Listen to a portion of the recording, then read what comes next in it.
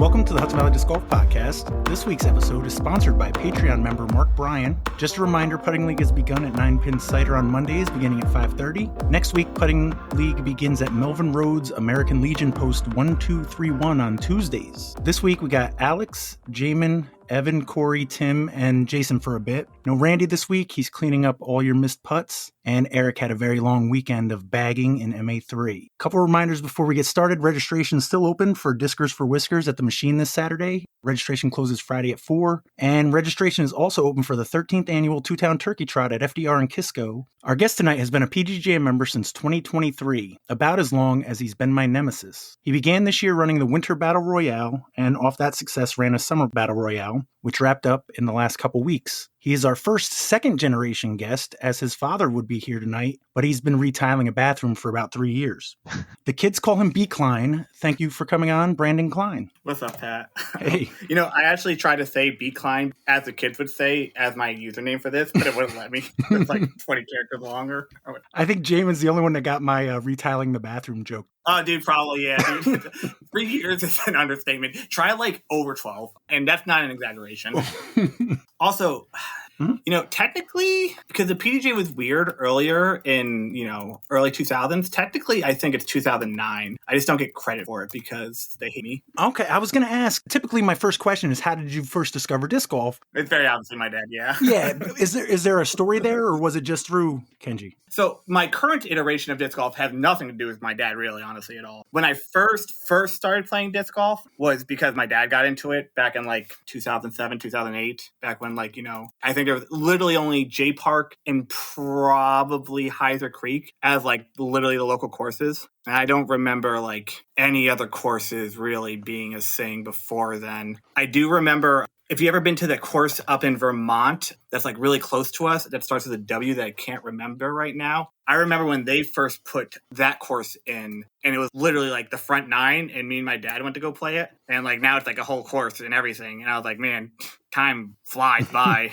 I think that's Willow. Willow, thank you. I remember that was a front nine where like 9 ended at the baseball diamond, and then you looped back to replay for a full 18. So just so I can figure out the timeline here, what year were you born? 1992. Okay, so you had said that he didn't start playing until like 2007? I think so. That's probably about when is my best guess. See, now I'm trying to think about my ages. Yeah, 2007, 2006. I don't even remember, if you go to your episode or whatever, where he talked about how he first got into disc golf, he probably can give you more insight about my originality of disc golf as well. I was thinking, like, hold on for a second. Let me just go, back in my files. From episode 31, March 13th, 2020. I discovered disc golf in 2007, and so I was 33. Yep, summer 2007. I went J Park, first course I ever went to. All right, so when did it go from being a fun sport to a fun sport that you wanted to take a little more serious and get good at? About 20 minutes into playing.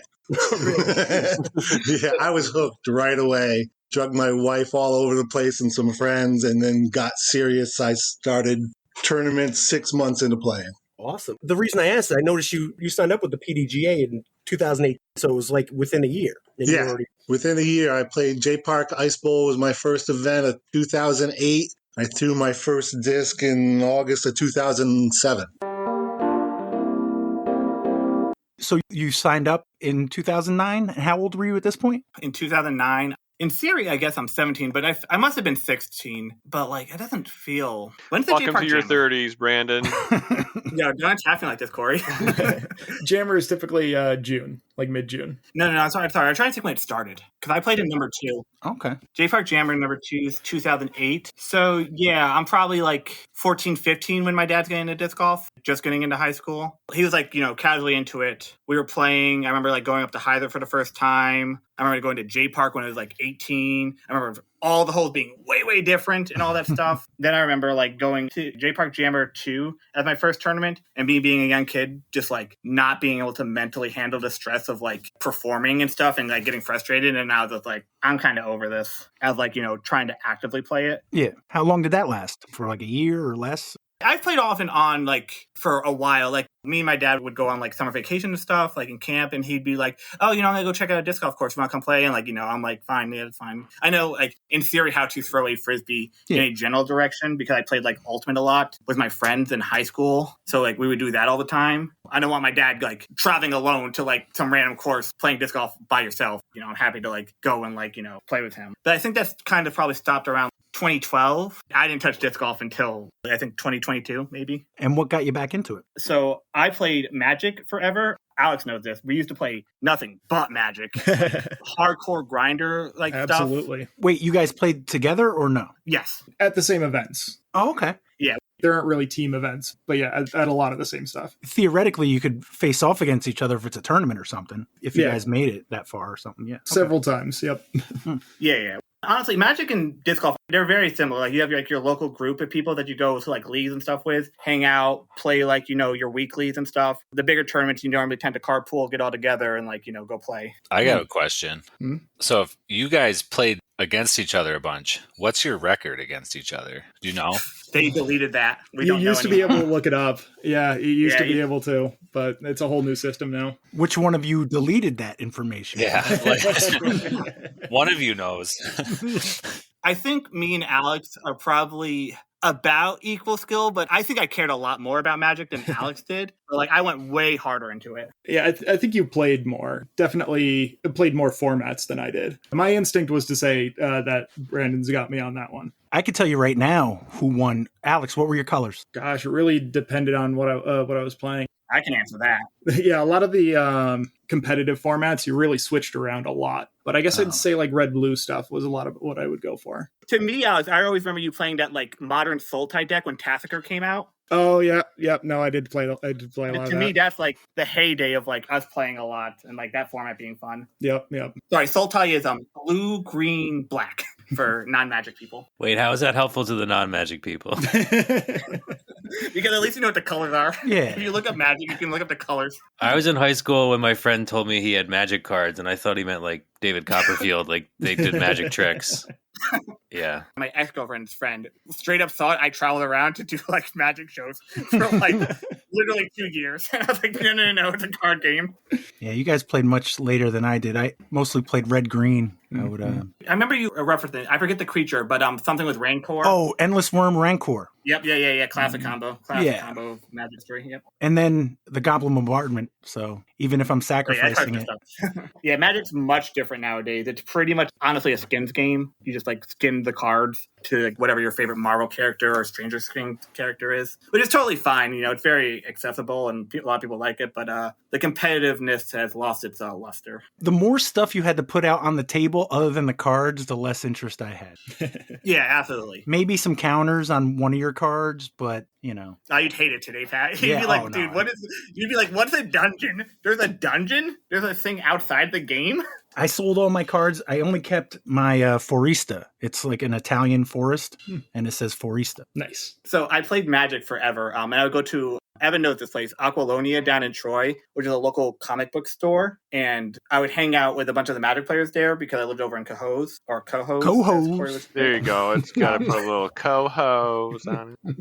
I would hang out with Josh Lee a lot. We would jam games and stuff. And I think they were like just talking about disc golf in general, like him, our friend Nick Johnson, and a bunch of other people. Landon. And they're like, oh yeah, you play disc golf. We know who your dad is. And I was like, oh, sick. Yeah, I was like, yeah, my dad's Kenji. Like, let's go play. And then we went to go play a Prospect up to hell. We played like doubles or whatever. I was jamming out with Josh. I was like, oh yeah, this is still pretty fun. I remember how to play, kind of. Well, I'd have a lot of fun too playing with Josh.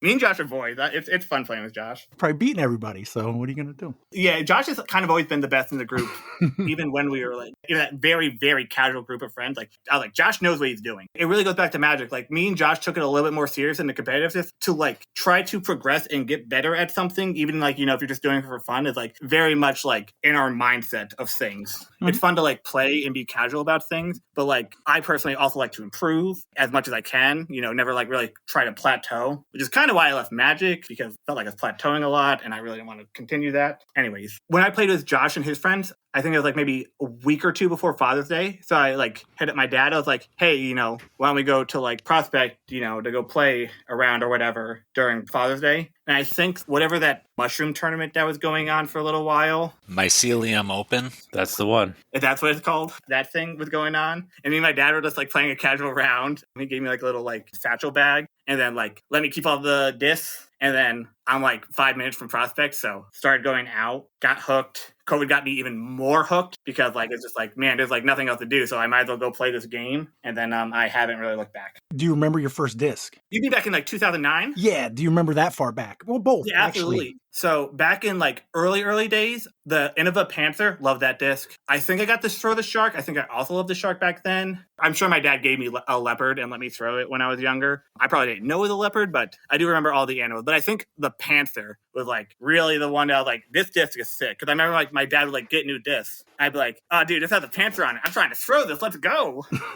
So what about when you came back to it? I think the first disc I really liked out of the satchel bag that my dad gave me was like this like Champion Leopard 3. That's a very beginner friendly disc. Threw it great. I shouldn't say threw it great, but I could throw it. You know, like you could like see the flight and be like, that's an S curve. That's what you're supposed to do. And I like loved that disc for a while. And I think I still have this disc in my bag actually. Shout out to Jason for all the great mind kill discs that I have in my bag still that are just like literally my workhorses. A really beat up DX Rock with like the mind kill, like I think it had like a tree on it. Does that sound familiar to anybody? Yep, that's the whole 5, right? No, wrong one. I don't remember. Yeah, I remember the stamp, but I don't remember the year. It's definitely like super old. It's probably like one of the first or second mind kill tournament. But that disc, I was like, this is a great disc. You know, just like you can kind of throw it on a hyzer and let it go. The one with the tree, wasn't that 2020? Because he put the date. It was like up the trunk, like hidden, and only some people noticed it. Oh, it might be 2019 then, because that sounds really familiar now that you say that. Because with COVID, he wasn't sure when they were going to actually have the tournament. I have the sweatshirt, and it kind of obscures the date. Yeah, he made it like less obvious. Oh, okay, yeah, that's interesting. Yeah, shout out to that disc. I still have that disc. I still have that sweatshirt.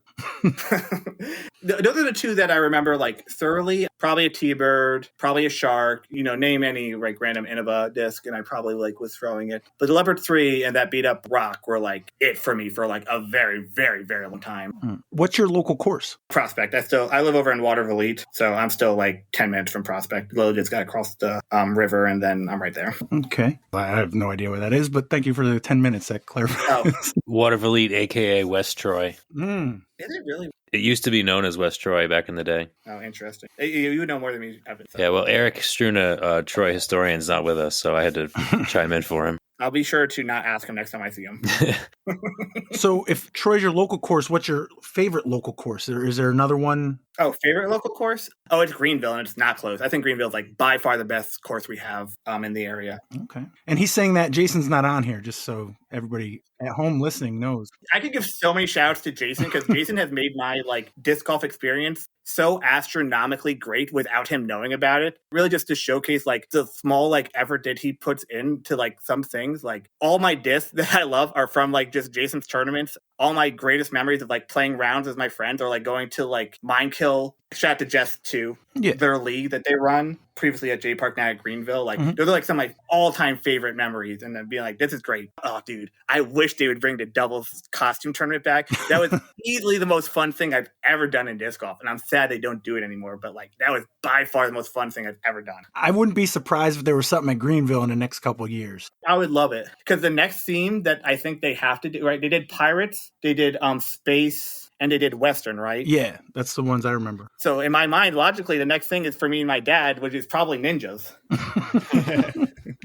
All right. While we're talking about courses, how many unique courses have you played? At least of the ones that I have registered in UDisc. Yeah. Probably add +5 to this list of like courses that I played when I was younger that I just had no idea about. I got 52. All right. And what's the furthest? Denver, probably. Yeah, Denver. Shout out to Greg Kurtz for letting me know what Denver courses are good to play. Heck yeah. I can't even pronounce this. Commission Park, Upper Badlands. I think it's like a 2-sided course where like there's an upper side and then there's like a lower, more wooded side. But this place is like mad fun to play in. That's the farthest course you've played at. Was that the farthest course you've traveled to play? Or or were you there for a different reason and just happened to play? I was there for a different reason, just happened to play. So I like 2 years ago, I drove out to Vegas for my friend's bachelor party because I've always wanted to do like the very stereotypical, like cross country type trip. Yeah. So I was like, oh yeah, let's drive out to Vegas, hit up like Denver and like go to like the national parks in Denver, the Rocky Mountain National Park, go up to Yellowstone, hit up Badlands, a couple other national parks, and like that whole kind of swing. I just happened to be like, all right, well, while I'm out there, I might as well play some courses. I didn't get to go to Wild Horse or whatever in Vegas because I just didn't have time. But next time. Is there a dream course that you haven't played that you want to? Maple Hill, I guess. I keep trying to go out there, but every single time I try to go out there, either nobody wants to do it or people have already like have previous plans of like doing it. So I'm like, fuck, I can't go. Yeah, I haven't played there either. Let's go, Pat. Dude, I'm down. Listen, if you hit up at any time, I'll take the day off and we can go play Maple Hill and then shoot plus 30. I am down. I'll shoot plus 29, sucker. Well, you said the second jammer, that was your first ever tournament? Yeah. What do you remember from it? I remember being very frustrated. I think what happened was I played MA3, my dad played MA2, and then we were on a card with, I believe, another father-son duo. And I think this is like really just my dad trying to like introduce me to tournaments to see if like this was like something I latched onto. Probably very obviously realized that it is something I didn't latch onto. Just like, this is a local tournament. There weren't a lot back then, obviously. So like getting out there, having fun with us was like a fun thing. And I remember Hole 2 is still the same that it was. I remember watching this dude ace Hole 2 with like this crazy Annie shot. Like it is like burned into my mind. If you know Hole 2 at J Park where like, you got to like barely crest that hill to get to the basket and not like hit the trees. He like laced the left gap Annie and like it hit chains and he got that ace. And it was like by far the coolest thing I've ever seen in disc golf still. You're talking about around the trees on the left? Yeah, Hole 2, right? Like there's like that very obvious middle gap, right? Yep. And then like to the left, like it opens up a little bit and you can like kind of swing a disc there. He did that. Oh, wow. Backhand? Yeah, backhand. Crazy stuff. Wow, yeah. Super crazy stuff. If you ask my dad, I remember him telling me the name of who it was, but I don't remember off the top of my head. Who was really good at the jammer too? Well, I don't even think it's somebody who's really good. It never is. It's definitely an MA3. It never is. I mean, don't worry. This guy could obviously throw because, like, he's, like, getting to Hole 2 with a backhand, like, even back then. But, like, it probably was an MA2 guy. The issue is, like, PDJ doesn't really show you scores, obviously, because it was all paper back then. Yeah. So, I'm sure, like, in some, like, forum on the old DisCap page, I'm positive it's probably there. I played that hole many, many times. Not as many as most of you guys, but for me, at least, I think Evan had probably the best shot I've seen on there. And you barely got to the trees, right, Evan? Didn't you birdie it at your 100th? Yeah, I think I kind of just got to like the inside of, at the trees, outside circle, I think, though. And that was like the best shot of my life. That's one of the best ones I've seen. Now, mind you, I'm not playing with pros very often. That's a pretty impressive shot. And to go around those trees, that's like a little extra, too. Yeah, it's super cool. It also might have been shorter. Remember, this is like almost like, 15 years ago. It definitely could have been shorter. Oh, you guys are playing from the short tees, way off to the left. This is really speculation. I'm pretty sure it was like from where the tee is now. But like, I'm also trying to give like, a little bit of like credit to like the fact that like I'm a 14-year-old kid and like distances are like way different to me now as an adult. Yeah, that's a good point. It's like you go back to high school and you're like, wow, these lockers are small. Exactly. I think Corey has a question for you, though. Oof, man. Yeah, I always try to do these on the spot, and I don't know if I got it today. Can I ask you a question, Corey? Okay, flip the script. Sure. Yeah, flip it. What'd you shoot tonight? 19 with an ace. Well, let's be clear. Corey had some trauma to deal with tonight. You did. I enjoyed it. Oh, okay. I'm glad you enjoyed it because that was rough. Yeah, I've got to play with Tim, and he reminded me of why I don't want to have kids. Yeah, he got some birth control tonight. No, they were fine. It probably wasn't as worth as Dennis. What did Dennis shoot? No, I mean just like having like Dennis on your car. My 2 kids versus Dennis. Oh. I didn't mind Tim's 2 kids either. I shot 17. I would rather that over Dennis, I think. Okay, I got a question for Branden. It's Father's Day 2027. You're turning 35. Kenji's turning like 80 or something like that. So you figure you're going to do something big for Father's Day. You guys are both going to take a father-son trip to Europe. You're going to take a small aircraft, and you can only bring 1 bag for disc golf. You have a bag of clothes. So do I usually say 3 discs or 5? I forget now. It's usually 3 discs plus a putting putter. Okay. Yeah. What 3 discs and a putting putter are you and Kenji Kenji going to share Together? Together, yep. You can only use 3 discs that both you and he will agree really on and play some random course in Europe for your 35th birthday and Father's Day. My dad's not that much older. You know that, right? My dad was like a teenager when he had me, right? That's why like he's like pretty young still, and like I'm like right here. To be honest, I didn't realize that you were 33 or whatever you are now. I thought you were no. So. My parents had me super young. They're like 17 or 18 when they had me. I think if you look it up, it was probably a cold winter. That is not the story, but I also will not share the story here. But I do know the story. Do I get 5 or 3? I'm sorry, I missed that. 3 discs and a putting putter. So you each get to pick 2, essentially. Yeah, well, I mean, like, he putts with, like, soft magnets, and that's fine. I tried those for a little bit. We'll hang out with soft magnets. That can be our putter. He can do his stupid straddle putt and hit the cage, and I'll, like, make it. Dude, what does my dad even throw? Sidewinders, rocks, rollers. No, he doesn't really throw sidewinders, because I throw sidewinders, and he does not throw sidewinders anymore. He's more into, like, T-birds and katanas nowadays. He's probably going to bring his, like, lightweight katana. So there's his 2. I'll let him have those 2. And then me being a nice son, I'll bring my beat up DX rock that, he'll love because he loves his rocks. And then I'll bring my signed own Halo Leopard 3 Metal Flake disc that we both got signed by Own. So yeah, that's our bag probably. So a magnet, a rock, a Leopard 3, and a katana. Halo Metal Flake Leopard 3, and then like a beat up katana. That's probably Champion. I think he throws Champion. I don't even know why, but probably Champion. Corey, the Halo didn't even get you a little excited there? It's nothing new. Now, if he said Halo Star Fox, that's hot now. I'm trying to get me some Halo Star Fox. I like the regular Star Fox. I'm scared to try the Halo one. I don't think that's like what you want from that disc. I don't think you want it to fade. You want it to be a turnover disc. I've only thrown it once. It was from Justin Sasso, and it turned and held. I need one. Why are you calling me Noodle Arm here? I need something flippier than a Mako 3. All right. Wide open, 200-foot hole. No wind, no anything like that. What are you throwing? How are you throwing it? So we did do this, whereas Evan's challenge or whatever, and I realized that 200 feet is a lot farther than I think. In an ideal world, that beat up rock, I'm jump putting, getting to like 40 feet and then catching the putt because like I'm pissed that I landed short. But if I'm actually trying to like park the basket, probably throwing right now a buzzsaw on a hyzer, just like pretty much throwing it as hard as I can high in the air and just hoping that I don't swing it too. Okay. Follow-up question. What's your secret to jump putting 160 feet? Great question. I think... Foot faulting. No, we've also gone over this with Evan as well.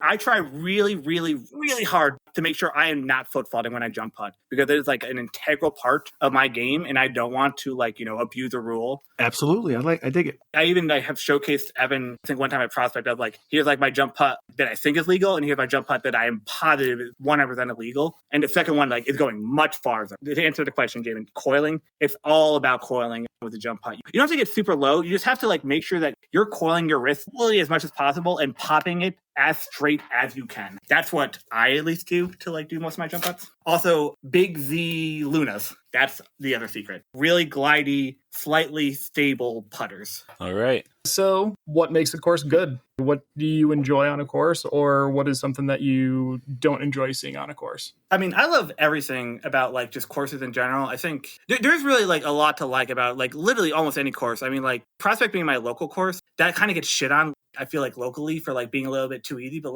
I love it. Just chip wooded shots and just having a smooth game is so fun to practice. I love Colonial Acres for little super chip shots and then big impossible par threes that you're just trying to fully rip to increase your max distance. As far as things in courses itself, I like good navigation the most. I like being able to know exactly where I'm walking to have a good flow. Then you just don't get frustrated about where you're going and trying to find an XD pad. I hate going to random courses that have terrible signage. I'm dude, I don't even know where to go for my next hole. And then you spend 5 minutes and you have to backtrack and you get super frustrated. And it's dude, this sucks. Mm-hmm. The good signage is definitely a good indicator of a great course. I'll get my soapbox a little bit about this. Dude, water carries and water features in disc golf are by far the worst thing of this sport. It doesn't make sense. I don't know why we have them. If we could eliminate every single water feature in every single course ever and I could push that button, I would do that. It's ridiculous that we spend $20-$30 on like discs that we love, and you just like throw it in the water. Like, it's so unbelievably ridiculous to me. Have you considered not throwing them in the water? I literally don't throw discs that I don't want to lose in the water. But I feel like that like makes me play like a worse game. Let me get this straight. I love the amount of pressure a water carry hole puts on you. I just wish you wouldn't lose your disc over it. But if you didn't lose your disc over it, there wouldn't be any pressure on the hole. It's hard to find that balance. I understand that is like a big part of disc golf. I just personally hate it because like there are certain discs that like I love that I would literally like just lose my mind if I lost. You should start loving this like the end of a dragon. If the culture wasn't so much about like kind of loving your disc, I don't think I'd care as much. Because there are definitely discs I care about less. Think about like all like, you know, the people who pass away and like they're getting like written on disc or whatever. It's like, hey, play me on this hole and then send me the next course or whatever. Well, that one I don't think I'd throw over water. Well, exactly. I understand, but like, you don't have a choice. If Stony kill hole 17, you have to throw it over the water, don't you? Well, I was actually going to use that as an example. That's a very fair water carry. Yeah, absolutely. Absolutely. If you're talking like 300 feet, which most AMs can reach 300 feet, it might be their best shot that they have, but they can do that. That I understand. But like Stony Kill, from what I hear, you could jump putt it. So yeah, in theory you could. Have you tried? No, because I don't want to lose a disc. Oh, okay.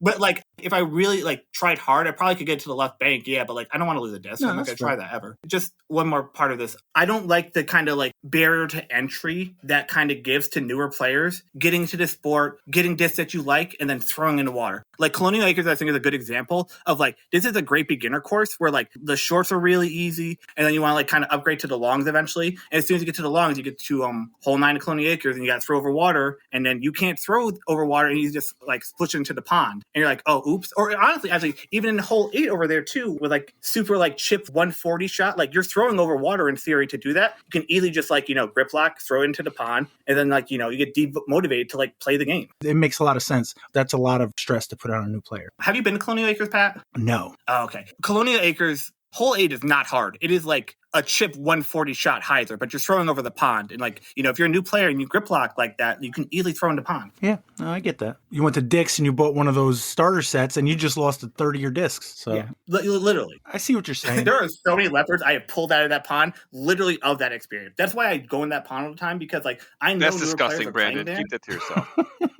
That water is gross. Why are you going in there? No, it is 100% gross. I like find this and they're like, dude, like somebody's like legitimately sad that they lost this, and I hope that they are happy to get this back. I don't think Randy was happy that I found his disc, but you know, whatever. I definitely agree. I do like the aspect for the more better. So having an alternative is my only thought. Maybe having a shorter tee that doesn't incorporate the wood. But that's in design, I guess. Yeah, I was just about to say it all comes down to appropriate design. I think that the other very important part of this is disc golfers, as in tournaments, refuse to play on the correct layout for themselves. There is definitely a sense of like, I won't even say pushing yourself. I really don't want to be as mean to say like you're being delusional about where you should be playing, but like people tend to play way past their capacity because like just like some weird ego about it. Yeah. And then like, I don't get it. They do. It could also be a bit of peer pressure. You want to play with your friends. Maybe your friends are a little better. I mean, you got to feel that. You play with Josh Lee a lot.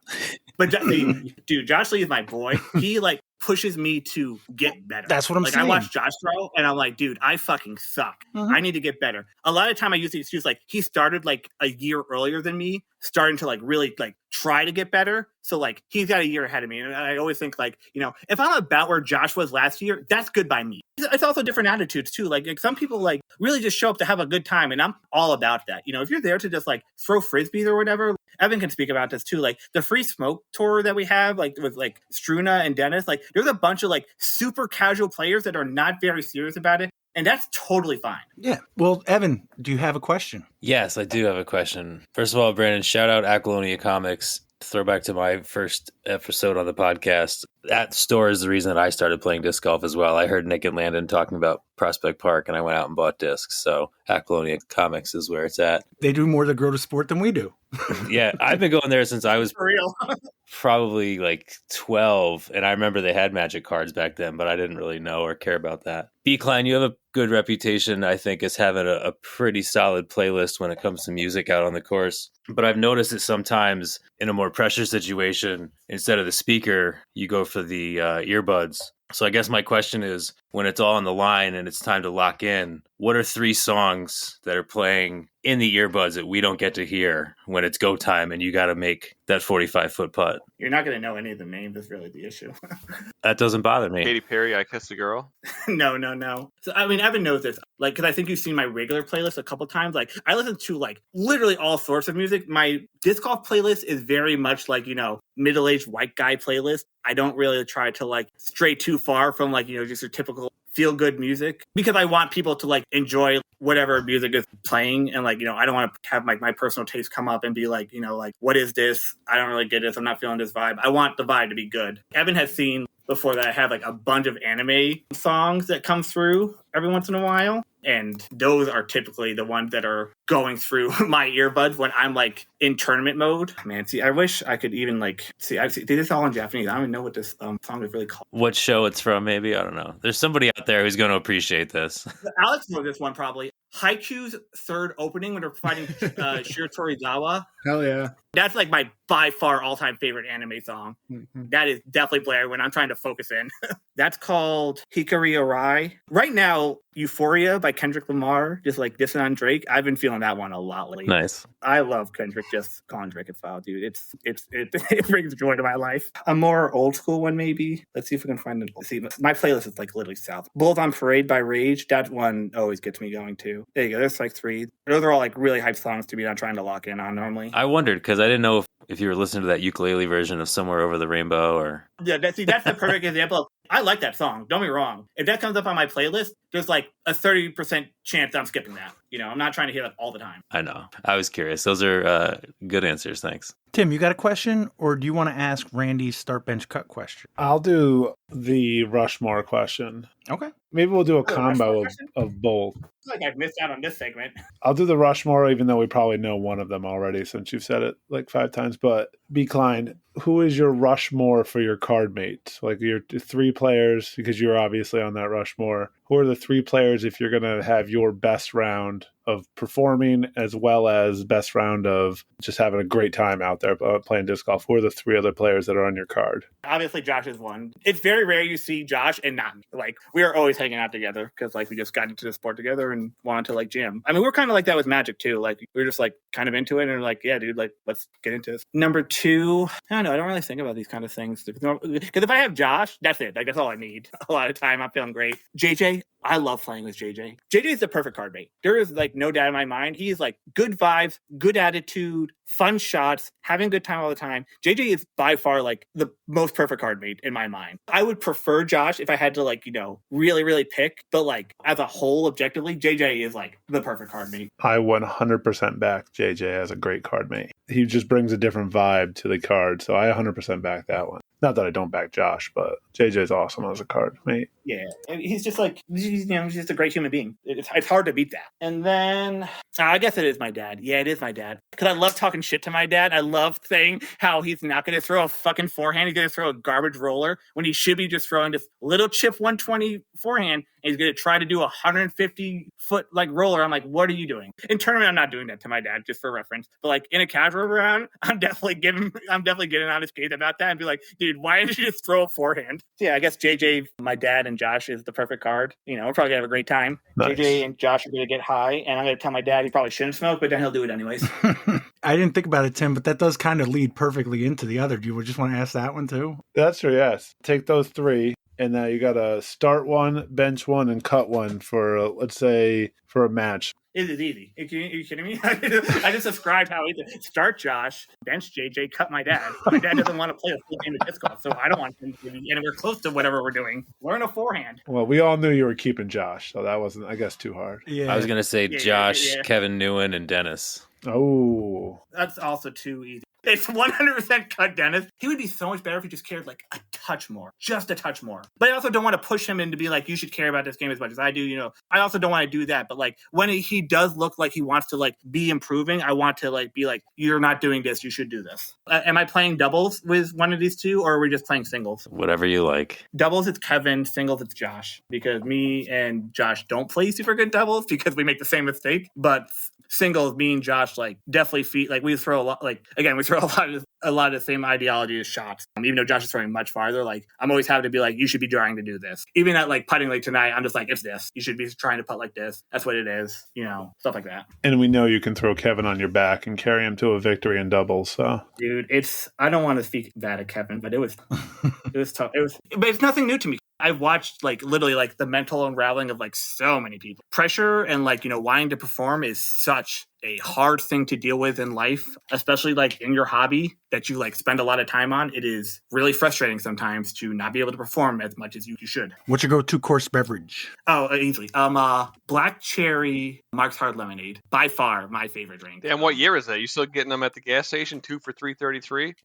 Honestly, that's a great question because I haven't bought a pack in a while because they are kind of slowly going away and I'm kind of sad about it. Those are my go-to when I was like 20. Listen, I've had Four Loko since then, much more recently too, though. So I'm all over the place. Well, it's funny too because I'm not trying to get like drunk on the course. I'm trying to be able to drive home. I'm trying to be responsible. That's like kind of whatever drink to be. But like at home, like it's whiskey, it's bourbon. I'm trying to like get drunk at home, like if I'm going to be drinking. It's very opposite of what I do on the course. Rewinding a bit, back in 2008, 2009, who was your favorite pro disc golfer?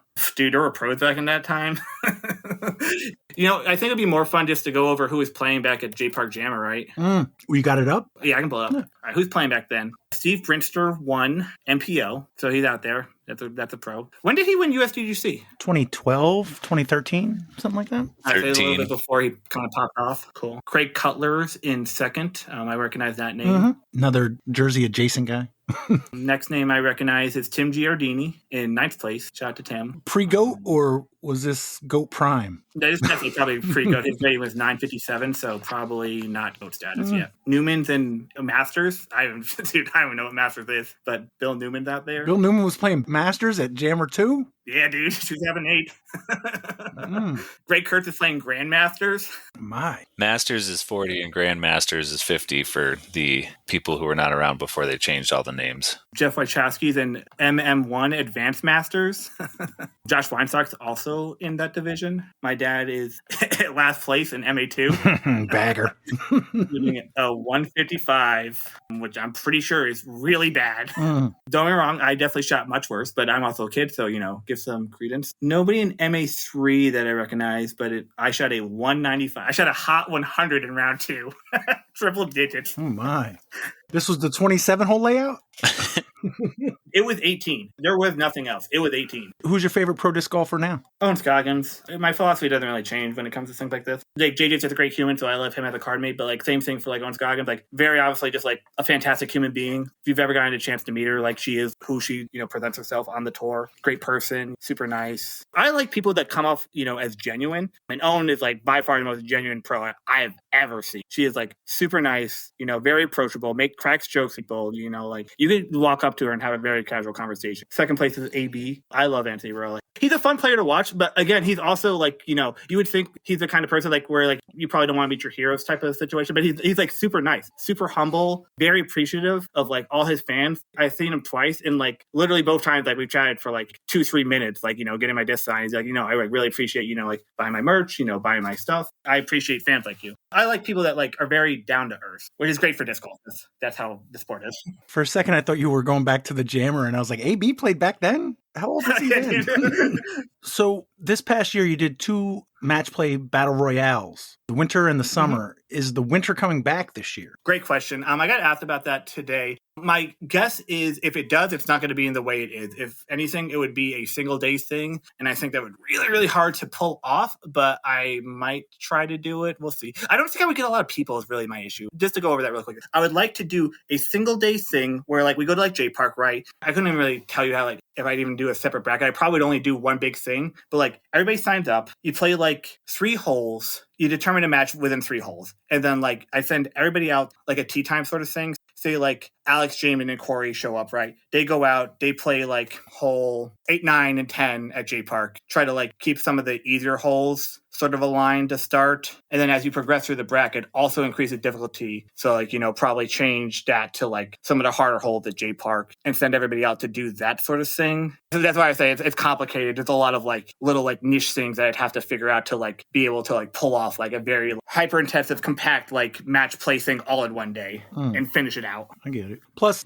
with the winter, you got Team Challenge, New York and New England. So yeah, I mean, I would love to really, but like my real hesitation is like I would 100% do it if I knew like 15 people would sign up. I don't know if I could like get 15 people to guaranteed come out during winter and like do that sort of thing on like a random day that I arbitrarily decide that works for my schedule. What about the summer battle royale? Will that be back? Oh, I'm definitely doing next year. I got to figure out what I'm going to adjust, if I'm going to adjust anything. I really liked how things turned out. I thought things turned out super good this year. I guess specifically for the AMP side, I obviously wish that the pro side had more pros, but like I understand like any sort of skepticism of being like, this is a new thing. I'm not really interested in this. There's plenty of like pro things to do, but like I really wanted to like do this sort of thing. Again, it's all coming back to Magic. The fun part of Magic to me, besides like being able to play good, like Alex, and maybe even you, Pat, can speak on this, like it is super fun to have a very close game, have it be very tight and then win and sometimes lose. But like, that sort of intensity of like a 1v1 scenario is like incredibly fun. And I want to like kind of generate that again. Yeah, for sure. Definitely. I get that.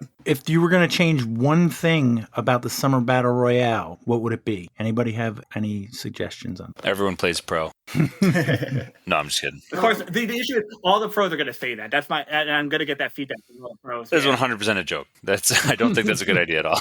People are like very serious about this. And I would love it to be all one thing, but like there is obviously like an upper echelon of like player and like a slightly lower echelon. Like that's why we have division. Welcome to running events. Everybody is always going to have an idea that will completely benefit them. As somebody who's been running events for a while now, that's like I kind of pass every suggestion I get through that filter of, so like what would this person gain from that? And if you start to do that, you'll notice very quickly a lot of people's suggestions are just things that would make their lives better, easier, whatever. Some knucklehead was trying to get everybody to do 2-day tournaments like an hour ago. I don't know. And this is just me spitballing ideas. What about the earlier rounds? You can pick your location just between the two people in that round. They can kind of figure it out because there might be something a little more convenient to them as opposed to being like restricted to. And I can understand making specific courses in the later rounds. There can be a comprehensive list of these are the courses available. I can't say, hey, Alex, me and you were playing the ace place, buddy, because I know you struggled there, that kind of thing. Like one of the tiers where I didn't really have a course that I felt super comfortable at. You remember which tier? Not off the top of my head. I might be able to bring it up in a second. But Alex went through so many tiers. Yeah, that's also the thing. Some people didn't even get to play the second tier because if you go to like that's it. You can't go to the next. It's just for my match against Corey, I had like 2 J Park courses, Burbine, which is much too far away, and like Greenville. I think that was the set list or something. And like Greenville, that, where, you had never played, right? Yeah, so it's like it just for me specifically, as Jaimen was saying, it was awkward for me. So I wouldn't expect you to switch things up just for me. But yeah, that was the only thing I was thinking about. Well, I kind of said this too, kind of jokingly, but I really meant it. To me, like this was all about like everybody in the tournament having a fun experience. I don't care where you play. Like if you want to go play like over on the West Coast and you and like Corey are out there and you like let's play our match here and you just give me the score. I don't know. I'm not going to be able to like know that you played at J Park or whatever. I'm like, oh yeah, Corey won 2-1 or Alex won like 3-1, like wherever. Like, but I really meant that. Like I said that I think as a joke, like in the beginning. If you genuinely like wanted to play and like you're like I don't really like the courses or whatever, and like you both agree, like that stuff flew as far as I was concerned. Well, see, but you're talking to a bunch of rule followers, Branden.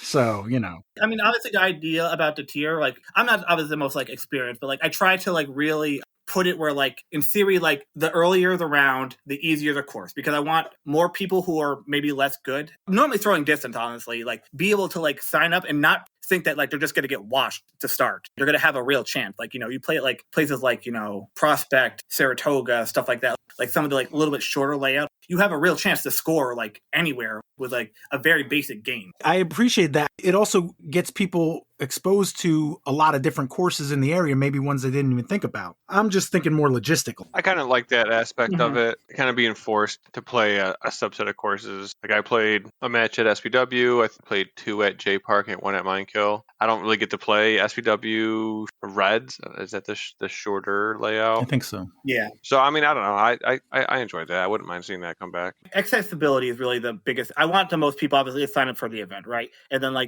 if you're gonna be having to throw CTK longs, you're probably not going to sign up if you can only throw 250 feet. You're probably I'm going to get washed and I'm not really interested in playing. I want you to be able to at least progress, maybe be able to top 8, get prize and stuff like that. Have a real chance. Again, I wanted to have the capacity for things to be close and upsets to happen.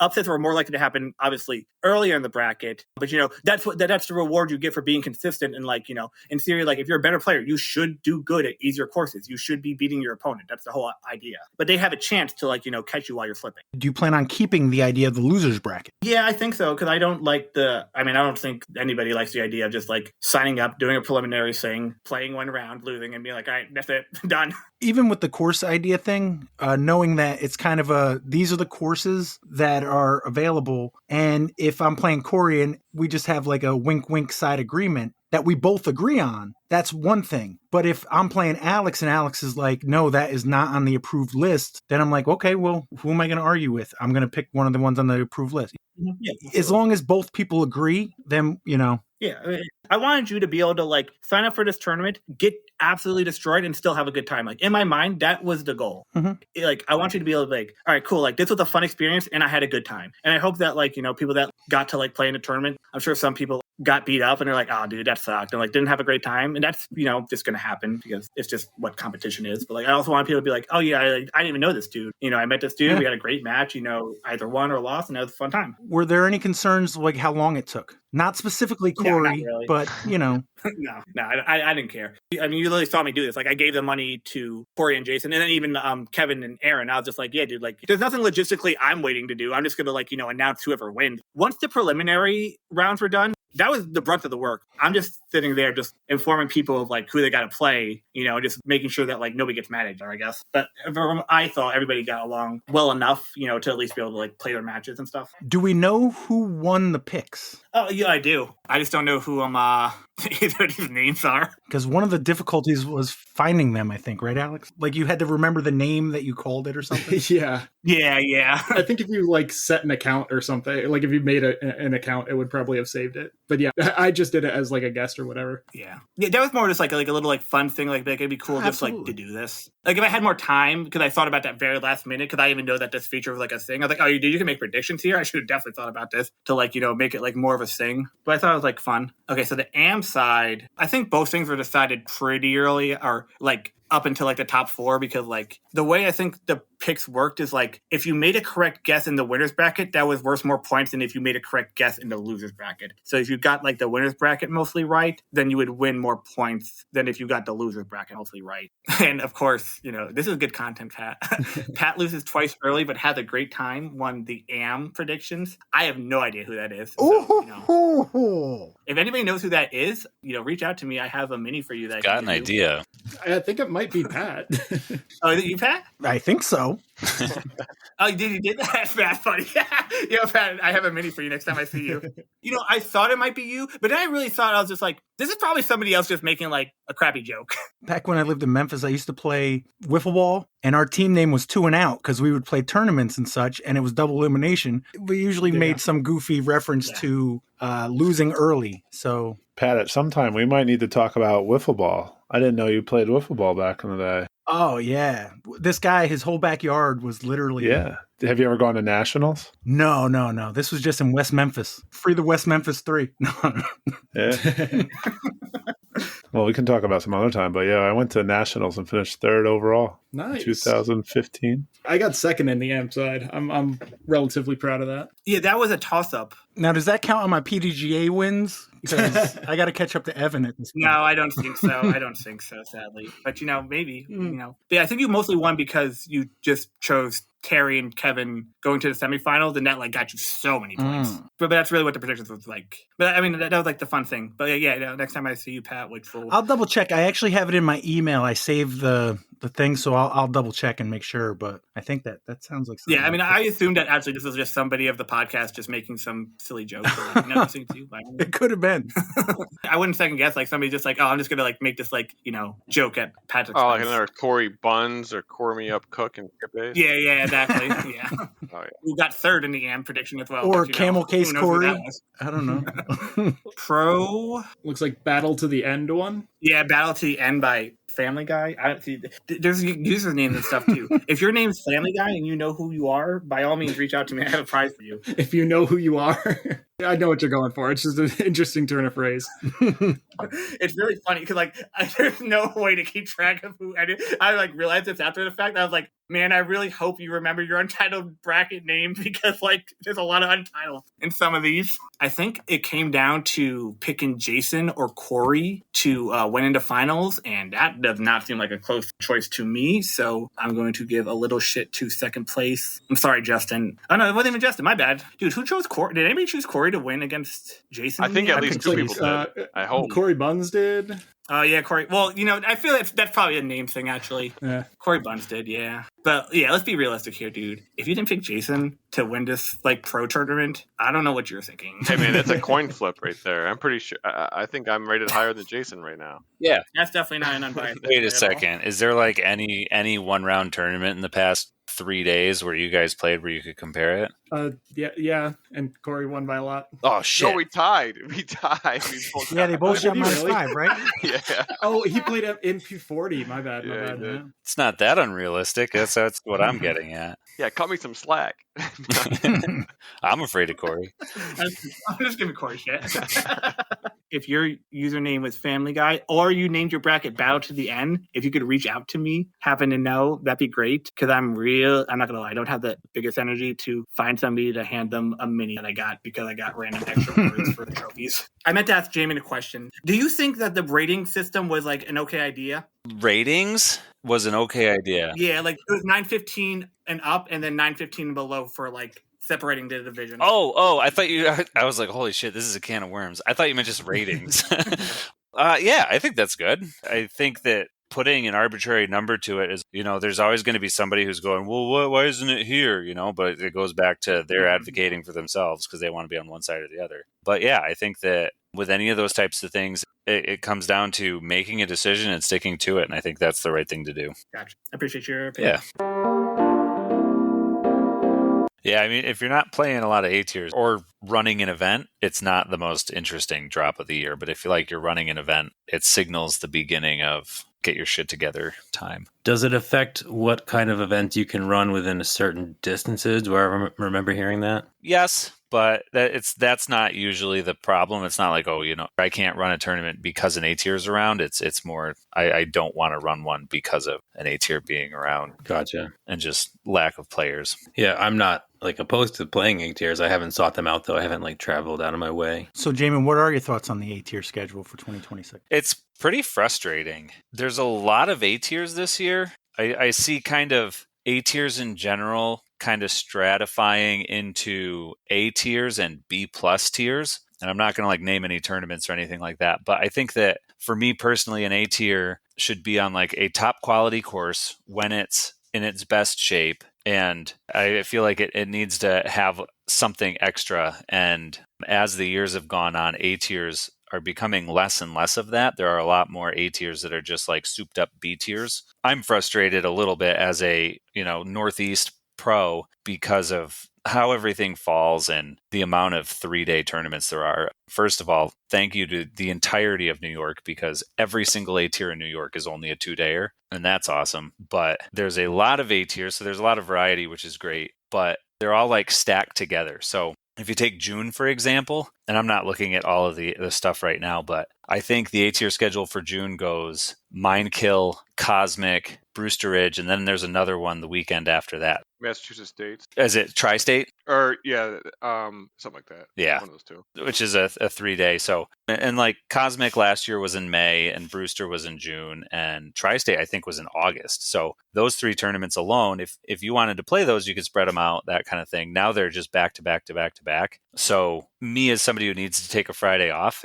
I can't do half of them. I'm going to have to basically choose between Cosmic and Bro. I'm especially annoyed with those two because like those are ones that had really big tournaments that the Pro Tour took away from the locals. Like we can't play those tournaments anymore on the Pro Tour because they co-opted those into their own schedule. And it's cool to see that on one level, but on the same level, like as somebody who used to play those tournaments, then to have another A tier pop up kind of as a, okay, here is something you can play, and then to put them back to back again, it's that kind of thing's annoying. But I think the big miss in the A tier schedule this year is there's like a complete lack of A tiers in August. There's just like completely empty. There's a ton of them in September and October. So I think that like it's going to be harder and harder for the amount of players to take off the time from work that they need to take off to play all these tournaments. It's going to be an interesting thing to watch as it kind of grows because we have more and more A tiers. People obviously want to play them, but they're taking up an inordinate amount of time. You know, it used to be possible to play 25 tournaments in a year and only play 2 to 3 day tournaments and still get a lot of like really, really quality events on and a lot of really quality courses. At this point, if you're going to play those same courses and stuff, you're looking at like 50 to 75 days of tournament play, which is pretty ridiculous, I think, at this point. Corey, you got any thoughts on that? There's a couple things that I don't have like the historical experience with playing A tier, so I don't really have anything to base them off of. I don't know what my first A tier was, to be honest. It might have even been Greater Hartford Open like 2 or 3 years ago. And I've only played the ones in the Northeast. For me, taking time off is pretty easy to do, although I'm not saying I want to lock up 3 whole days playing 1 round a day. I personally like the 2 round on Saturday and 1 round on Sunday, Formula 2. But yeah, especially when I'm not cashing at them either, it's even more of an investment, which is kind of funny, not to sidetrack at all, but I just did a quick little experience yesterday because I was curious. But in just tournament fees alone, I think I paid like almost $2,100. And I think there was like maybe 4 A tiers in there, 4 or 5 A tiers. And that's not even counting in PayPal fees, Ace Pods, travel expenses, lodging for 2 days. What you have to do, sell 4 cars? Yeah. Yeah, 755 junk cars or whatever. I had gone through the 8-tier schedule. I don't think I scrolled through everything. I only got through maybe the summer or like midsummer, but I also am not a TD, and I know there's like that whole distance and timing considerations when putting up other tournaments. So I'm gonna play what I can. I definitely like playing Rooster. I've never played Cosmic Open, so luckily I don't have to pick between those two. But what about what he was saying about the B+ tier? Definitely, yeah. No, I would definitely. Like I said, I haven't played a ton of A tiers or for that long, but there's definitely been some that I've been to that weren't at the same level as the other A tiers I was at, and I wouldn't even call those A+ tiers. Like I say, the A tiers that I went to, most of them were like good A tiers, and then a couple of them were like it's kind of like a B tier with more money in it. I did have a question for Jaimen. When you say a B+ tier, like you said before, we don't need to name names, but like, is it they're growing into where it could be, or is this like this course is really not going to be an A tier, or these facilities are not going to be an A tier? A lot of it's about the level of the course. There's a lot of A tiers that are like just on courses that shouldn't necessarily be A tier courses, I don't think. Now, the PDJ disagrees because they're letting them be A tiers, so they're the be all end all with that. But I played an A tier this year that one of the courses had like natural tee pads, which I didn't know until I got there. And I didn't get any player's email until the morning the tournament started. So like that kind of thing, it's like, all right, like that's a tournament that's been around for a while. It was a very fun tournament. I had a good time, but there was no aspect of that felt like an A tier. It felt like a very long C tier. But like I said, it was a great time. It wasn't like an unenjoyable tournament, and you see this in course design sometimes too, where people just try to make things that they're not. And it just leads to problems, I guess. Unease. If I'm looking at a tournament and I'm looking at an A tier and a B tier, I'm going to play the A tier because I'm expecting a much higher quality, higher level of competition, all those kind of things. And when that's not there, the idea of an A tier kind of starts to break down a little bit. Just in general, I feel like it's getting watered down. I get you. I was just thinking like, because if the course is not going to be A tier quality, there's very little that can be done. A lot of times you're using as much space as you can. But the stuff, like you said, like the players meeting information, that's easily reconciled. That's easily fixable. So, yeah. Jason, as a former A tier tournament director yourself, what are your thoughts? I tend to agree with Jaimen on a lot of stuff there. I think that like the focus right now on A tier is just like, oh, you just got to hit the added cash minimum. If you get $3,000, it's an A tier. but really there should be, from like the PGA standpoint, I think they need to set the bar higher in other respects, like course standards. The design should be appropriate to whatever divisions are playing. There's really no like guidance there. Like if you're doing a MPO A tier, that's gonna be different than an amateur or junior. And like there should be minimum standards for like signage, the caddy guide, OB marking, communication, like email, stuff like that. None of that's really covered. It's just here you need to have good baskets, minimum cash, and get your report in time pretty much. So I think like they could benefit by focusing in other areas. And to Jaimen's point, like kind of going back, it used to be you had C tiers, B tiers, A tiers, national tour, and then majors, and they all kind of like stepped up incrementally. And it seems like there's still some really solid A tiers, but there's been this bigger gap between like A tiers and what were the national tour events that are now Disc Golf Pro Tour or majors. Like you could go to an A tier one weekend and then go to a Pro Tour the second, and like the difference is going to be enormous. They're not even close. But as far as like the 2-day versus 3-day, like I personally like 2-day events from my own self, but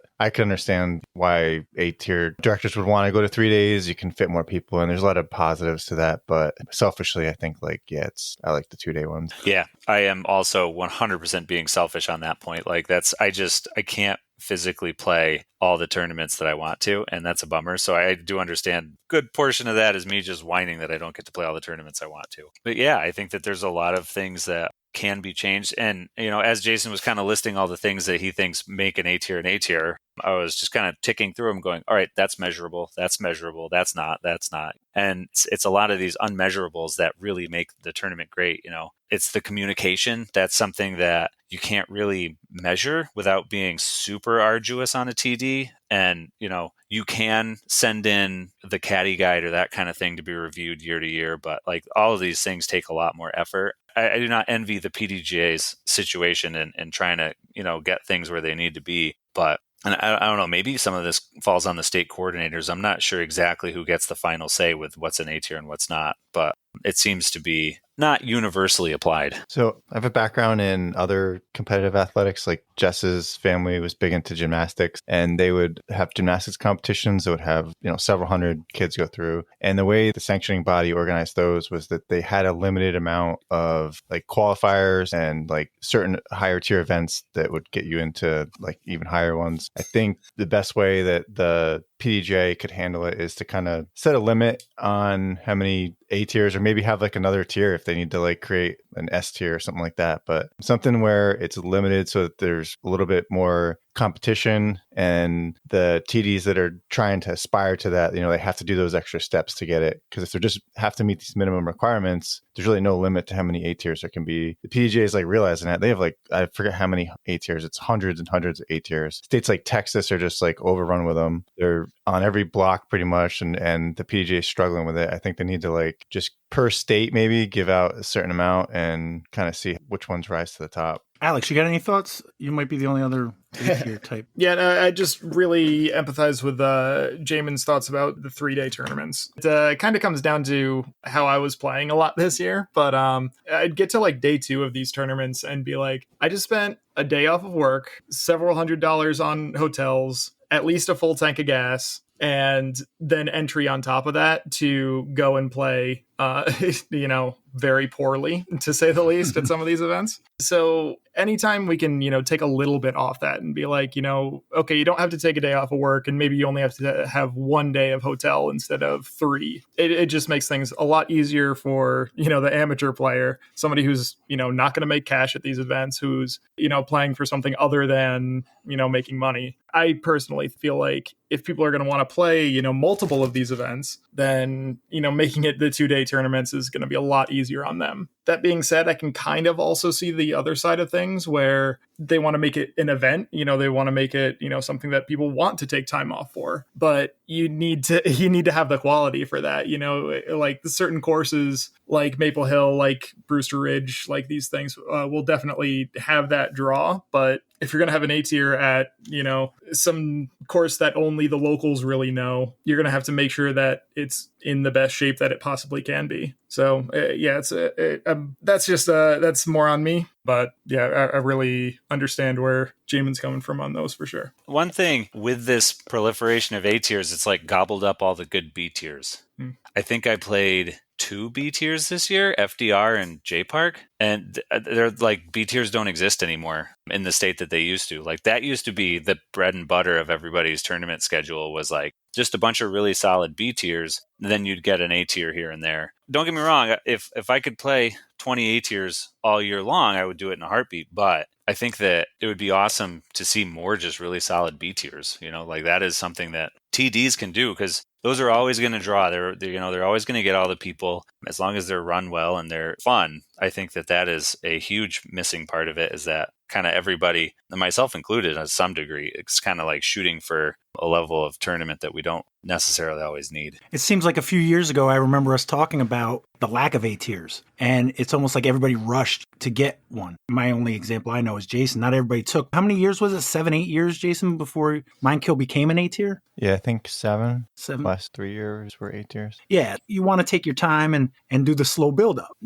That started what? The first year was like 50 something people? Yeah, I think 54. Now it's 2 separate events that both pretty much fill up. Yeah, and to Jaimen's point, it used to be like a B tier, I feel like had more weight too, because there wasn't a lot of A tiers. So when a B tier would pop up, usually like that had a lot higher caliber too. And you knew it had cash. You knew that like the TD was going to put extra effort into it. Where now I think people are just going right to the A tier to try to attract whatever pros or whatever reason they're doing it. And it's like this weird, like there's not the same increment between C to B to A to the Pro Tour. They got to like kind of make those more incremental and not just like a giant gap between them. Well, let's go back to this S tier that you said earlier. Now, does that come above an A tier? And where'd you get that letter? Wouldn't it just be like, I don't know, A plus? I don't know. It's like, Corey, where's that from? Is that like video games? It's a real video game. A tier list, sure. Yeah, that's usually a thing. I thought it was a racing thing, yeah. Sounds like Satisfactory to me. That's not Gran Turismo. You gotta get your license. Gran Turismo reference. Yeah, or like A plus tier. Yeah. But I heard a rumor that the PJ was considering increasing the standards for B tiers and A tiers. And basically all they're going to change is like the added cash requirement. So I think like possibly moving A tiers up to like $5,000.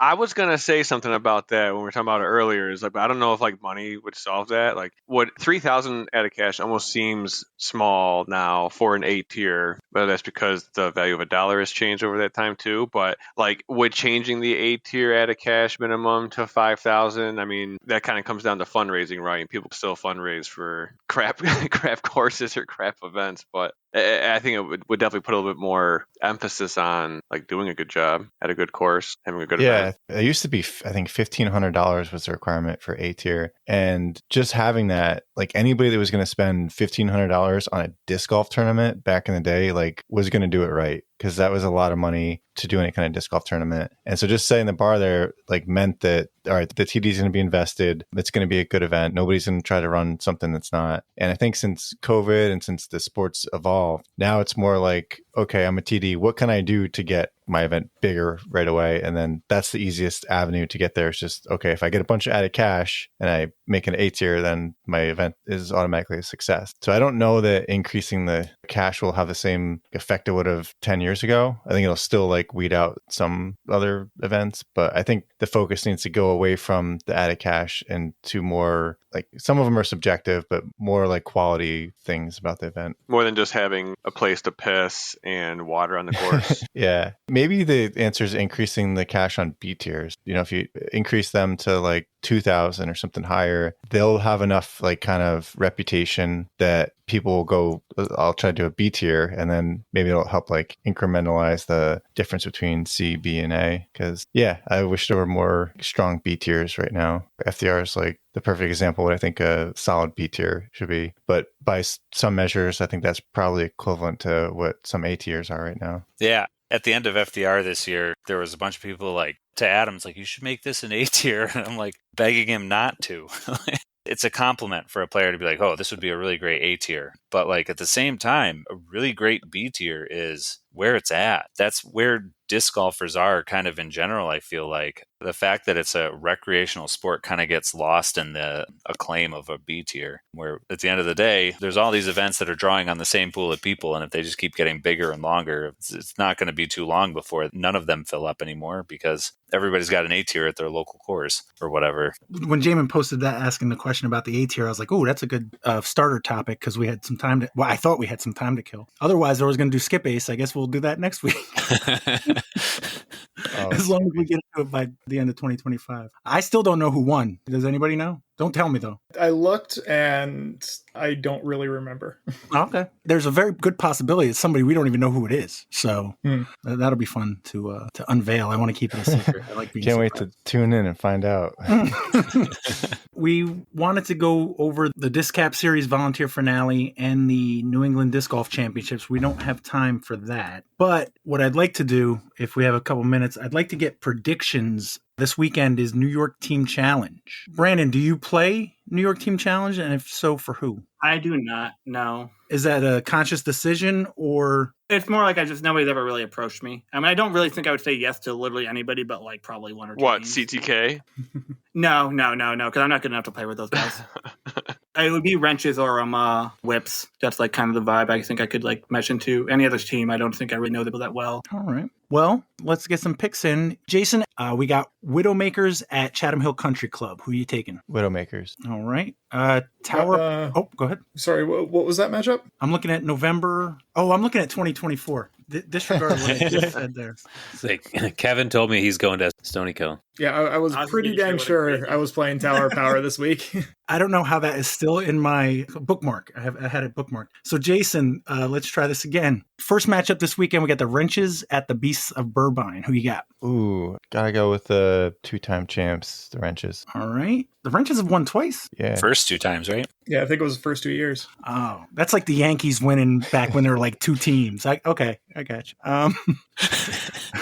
I'm teasing. Branden, who do you got? You got the Wrenches at Burbine. Oh, I wrote this down already. Okay. Wrenches versus Beast. Wrenches easily. This is not close in my opinion. Corey, you guys going to lose? I hope not. God, I hope not. They almost lost to us last year. I'm just saying. Different course, different scenario. There's penalty points. Different scenario, I'd say by a lot. All right, Alex, who you got? Wrenches at Burbine. It's at Burbine, so I think that does give them a little bit, but I'm very confident the Wrenches are going to win. Well, after all that, you're going to say I'm very confident the Wrenches are going to win? What the hell? No, I'm still pretty sure you guys are going to win. I'm just also pretty sure that you guys have the capability to shit the bed. Oh yeah, just like any team in the league, except for CTK. Yeah, a lot of you guys played New England Team Challenge a couple weeks back. I'm just saying. Jaimen, Wrenches at Burbine. I'm going to disregard the Blues at Burbine results and go with the Wrenches. All right. Evan? I'll go with the fellow J Park team, the Wrenches. Corey, who do you think's going to win? I'm going to go. I'm going to go the Wrenches. I think it's going to be pretty close. I'm going to say we win by 4.5. Okay. Tim, who you got? I'll give you a little background. Chad Larson used to be a Beast of Burbine, and I think this is his first time going back as a captain. So I think he's going to get the win with the Wrenches. All right. All right. I got one more question. Who on the Wrenches is doing the keg stand? Gotta start doing my push-ups now, Josh. I guess. No, tell Josh to do it, Corey. I'll back you up. Oh, is Josh about that life? No, but we can force him. If I had to pick, it would either be me or Alex Hellenick. But I don't know if he's going to be there. I'm not sure who else is capable of doing a keg stand. Yeah, or I like want Corey to do one for that. I want to see Chad do it. Is his arm healed? Ooh. All right, we're going to snake draft it. Tim, Tower of Power at Chatham Hill Country Club. I wanted to call Terry Hudson out again, but I won't this time. But yeah, I think it's going to be, I think Chatham's going to take it. Corey, who you got? I think Chatham, but I think SPW scores a team high amount of points at that match. Didn't they score 4.5 last week? I mean, all time points. Oh, all time? All time? Ooh, I wonder what that is currently. If only we knew the guy who wrote the board for most of them. Yeah. You guys beat the North last year, so it has to be, more than 18 or something. Oh, shit, I forgot about that. Okay, top 2 all-time points. If I had one of those big 3M Post-it note boards, then I'd have them all somewhere in a right. pile in this office, but they only exist on Facebook somewhere. Or in a spreadsheet, I guess. I don't know. Who you got, Evan? I'll take Tower of Power. Good luck again. Jaimen? I got to go with Stony Kill on this one. I look forward to both teams tying Team CTK for the amount of times played at Chatham, though. Alex, who you got? You know I'm going with Chatham on this one. I do. I gotta have confidence in my squad. Got to make it official. All right, I dig it. Brandon, Tower of Power at Chatham Hill. Man, everybody's so nice about this stuff, aren't they? Have you not been listening to me, Easily. Brandon? I'm trying to put some spice in this. It's not going to be close. It's going to be, dude, easily beat Chatham. And I don't, by a lot, 20. By 20. By 20. Have you? We'll see how it plays out. I'm just saying. Can you not win by 20? Is that too much? No, but I don't know how New York King Challenge There's works. 36 points available typically. So you, By 20. By 20. all right, Jason, what about the Tower of Power at Chatham Hill Country Club? Ooh, I think that's going to be a good one. Gotta go Chatham. Home team, all right. Widowmakers at Revolution. That one, that's going to be even tighter. It's at Saratoga. Man, that's tough. Based on the course and the home field advantage, I'm going to go Saratoga. All right. The Widowmakers at Revolution, Brandon. Who you picking there? I did realize that I wrote down this as I was making that hot take, I do have Widowmakers, but I did write down not as easily. This will not be probably an even match, but I do think Widowmakers. All right. This will probably be close. Alex, Widowmakers at Revolution. Widowmakers at Revolution. Revolution does a great job of defending that course, but I think I got to go with Widowmakers on this one. All right. Jaimen, who you got? I think Saratoga's taking it. They're a strong team. I think that as long as they have everybody they need showing up, they're going to be a tough team to beat, especially for this team because they know Saratoga the least. That's a good point. All right. Evan, who you got? I will also take Saratoga at home. All right. Corey? Yeah, I know Saratoga did pretty good against Minekill recently, and not that Minekill is the same course as Saratoga. I just hope that maybe they didn't lose their short game by trying to play well at Minekill. But same thing Jaimen said, I think. I don't know how many people on Wilcox has played at Saratoga more than once or twice, and the spot team at their home course is tough. So I'm going to go Saratoga. All right. And Tim, Widowmakers at Revolution. Since Randy's not here, I'll take Tyler Calzada and the Revolution. And our final matchup, the Goats at the Whips. Tim. Goats. All right. Corey. Goat. All right. Evan. Goats. Jaimen. Goats. I'm not super excited about this match. I like this team, obviously, but we're going to beat them. Sorry, guys. Alex. Goats. Brandon. There's a lot of enthusiasm behind this pick. I also will choose to go. I did write down easily. Sorry, Justin. And the one you're most unbiased about, the Goats at the Whips. Oh, man. It's really hard to go against the Goats, but I'm hoping that somebody beats them, and I hope it's us this weekend. So I'm going to go Minekill. All right. Are you excited for Jaimen to be coming to Minekill as a visitor? Not really, no. I can't wait for Minekill to shellac the Goats, though. Oh my God, if that was to happen, this is the time. This is the one. We need Minekill to rally. Minekill, I think, has the best chance. Get out there and practice. Oh my God, we need somebody. Please. And Corey believes this so much that he picked the Goats. Yeah. I just was going to go through the last week. Yeah, sure. Yeah. Wednesday, Deadbeat Doubles, FDR, Craig Henninger and Dave Discman, shot a -10 to win. No Disbeat Club, rained out. Skylands Hollow Glow, Rick P, the handicap league, he won that. Cranmore Doubles League, Glow at Crandall. Jacob Dunbar and Amanda Dunbar shot a -8. So did Ethan Winkle and Jonathan Klingler. But I think Jacob and Amanda won in a playoff of some sort. Wedge Fall League, FDR State Park, Alden Slack shot a -5 to win MPO. Ishmael Valencia shot a -2 to win MA1. Long Island Sunday Doubles Stan D and Ron Gallardi shot a -15 to win. And that's it, because there ain't much going on when the time is changing. I did want to point out, it took 300 episodes, but I did finally create a website for the podcast. Yeah, hvdgpodcast.com, because that's what I just use now to run through. I put the last week, what happened, and upcoming events and such. It's really just a reference, because Alex always posts a link in the Zencaster, but I never look at Zencaster, so it's just for links and such. You guys got time for a quiz? Yeah. Yeah, if we're going to start it now, yeah, I guess we'll say. I wasn't going to at first, but I figured we were going to be starting trivia much later. Yeah. We didn't get to everything, but with a guest, I don't mind deleting stuff. If you want to leave, Corey, I do have something I wanted to go over with Pat for like 5 minutes. I'm not against it. I am borderline right now. I have a very busy week at work, not to quote Jaimen, or Jason, I mean. Not the same person. You also might want to hear this. So All right, I'm back. I'm staying. I'll listen to this 5 minutes, but I'm going to jump off for trivia. Yeah, I got you. What do you got, Brandon? You want to go over our rivalry really fast? Okay. Because I have data. Oh, okay. See, I've never really... Okay, no, what do you got? At least from what I could tell, I don't have like all of the super casual rounds, but any event that we have played in the past 2 years, I have all results. Well, you realize the first year that I was injured. I also am not the one that called you my rival. I think Nemesis was the word. Yeah, Nemesis. Oh, sorry, Nemesis. Yeah. If you count this year, I'll allow it. But actually, no. How about start after the Jammer this year? Because that's really when I started feeling healthy for the first time. There's only 11 results here I have. Okay. Knock out the first 8. What do you got in the last 3? That does not help you. Oh, plot twist. In my opinion. Okay, how did you do at Evan's 100th? We tied, I think. Yeah, we tied. Okay. Enough said. Let's go. What are the teams? But my play, to be honest, in the last 2 years has not been up to my high standard. I only played, I think, 2 or 3 things this year. I did okay at the scramble. I was actually pretty happy at the Evans thing just because it's so many holes that I didn't blow up. Pat, don't lie. It was the card that made that day. Well, I mean, I'm pretty sure I beat the entire Lemonhead's captaincy. So you did. You did. Really, But it was the vibe. It was the card. That's what really made that day good. Absolutely. But yeah, no, we'll actually talk about the events next week.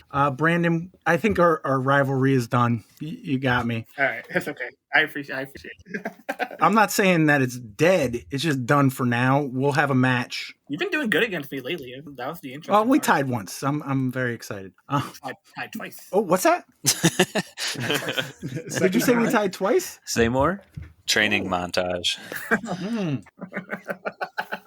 No, but Jaimen, do you want to make teams before you head out? We got 5, however you want to do it. You got to assume Brandon, I'm going to say he's a MA2 trivia guy, but that's just me. Okay. Jaimen, I hate to make you do it. Pull me out of it. I got to make an adult decision here. No, that's cool. Then we got 2 on 2. Okay.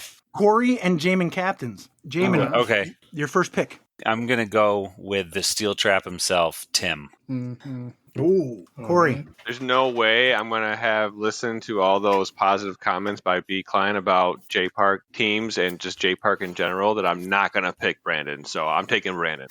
All right. All right. I'm going to remind... Wait. Okay. You think it'd be your Whoa, choice. Oh, shit. Oh. Who you got, Corey? Got him on the wheel. Between Evan and Alec, you know what they say? All turd flows through toilets. I'm going to pick Evan. What did you just say? I don't even know what I just said. Not much. Within water relate. I'm going to go with Evan. I'm going to go EMP. All right, so Tim and Alex versus B. Cline and Evan. All right. The only reason I was going to pick somebody is because I wanted to pat Corey on the back for picking somebody who very obviously didn't pick him. I glossed over that one spot. That was just one. That was one point he made. I did listen to it. All right, well, thank you, Jaimen and Corey. Yeah. Thanks, luck, Pat. Yeah. All right, boys. Good luck. Bye, guys. So we got Tim and Alex versus Brandon and Evan. Tim and Alex will go first. I got 3 categories. This week, they're all disc or no disc. Ah, damn it, dude. I'm so good at the local knowledge. You gotta be kidding me. That's tough. That means you'll have to come back and I'll make sure to do a local. How am I going to listen to the podcast if I'm part of it, Pat? It's like my Thursday morning ritual. Them's the breaks. This one you'll be interested to hear all the editing I have to do. Oh, it's always worth listening Yeah, because I imagine it's funny it comes for the out first time, different. yeah. Yeah. One of these categories is just a favorite. I picked word for word a favorite category that I did years ago on the podcast. You might have heard it, you might not have. And then the other 2 are just disc or no disc. Chances are, even if you don't pick it, you're picking this one. But I'll let you try. Heard. Yeah.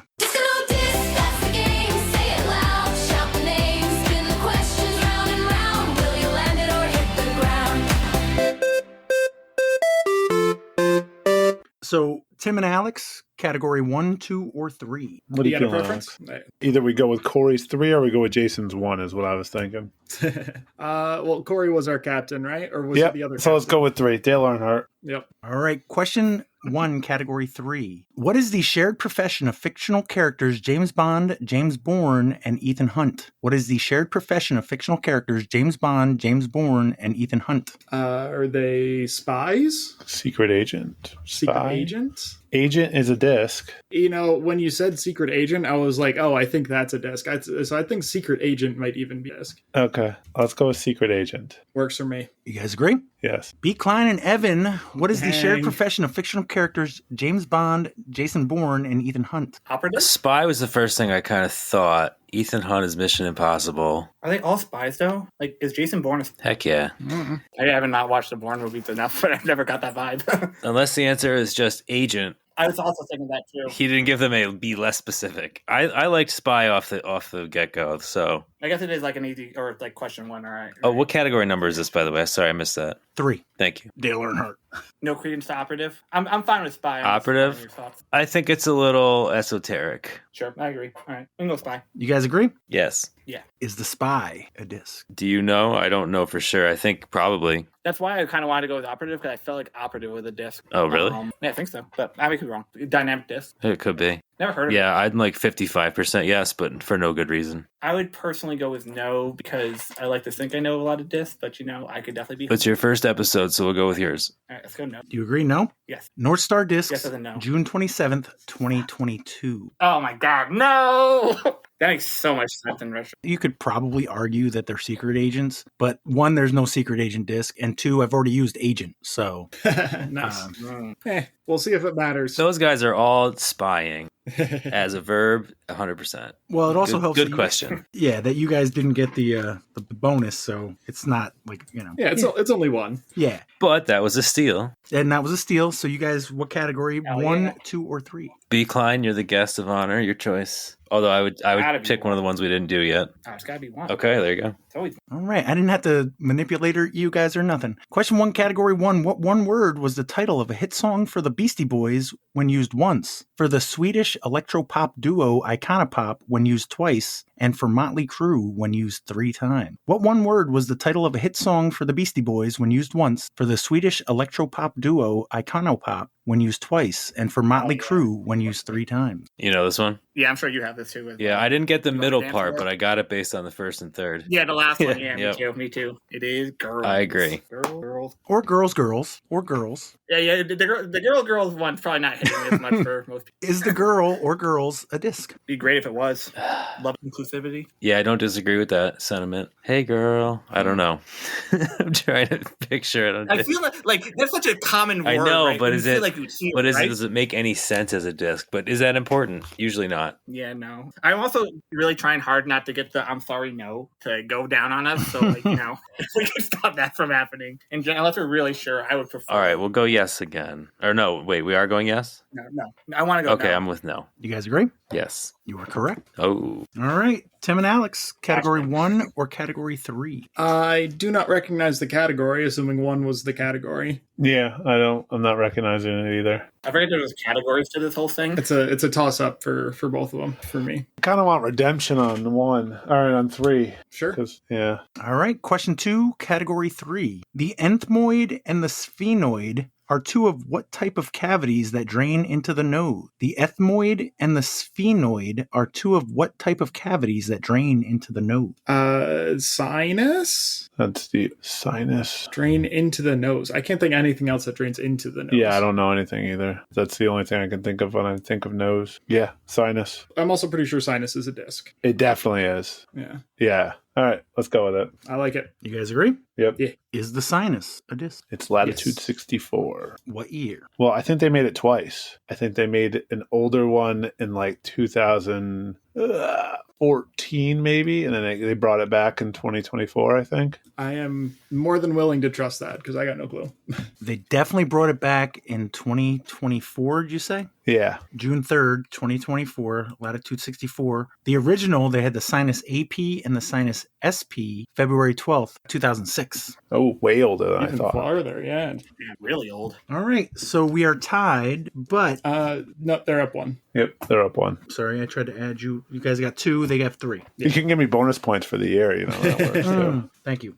Brownie points. Brandon and Evan, you guys are up by 1. What category would you like, 1 or 3? You want to stick with one? Yeah, I have no preference. One, we got it right. We nailed it, sure. Staying with 1. Question 2, category 1. What one word was the title of a hit song for Justin Bieber when used once, for Amy Grant when used twice, and for TLC when used 3 times? What one word was the title of a hit song for Justin Bieber when used once, for Amy Grant when used twice, and for TLC when used 3 times? I assume we also know this. Yeah, I'm thinking it's baby. I also think. Nice. You guys agree? Yeah. Is the baby a disc? You don't want to throw the baby in general. Before they let you take them home from the hospital, they make you watch a video. Yeah, again, I'm going to go with my same logic as the last time. It'd be great if it was. I love inclusivity.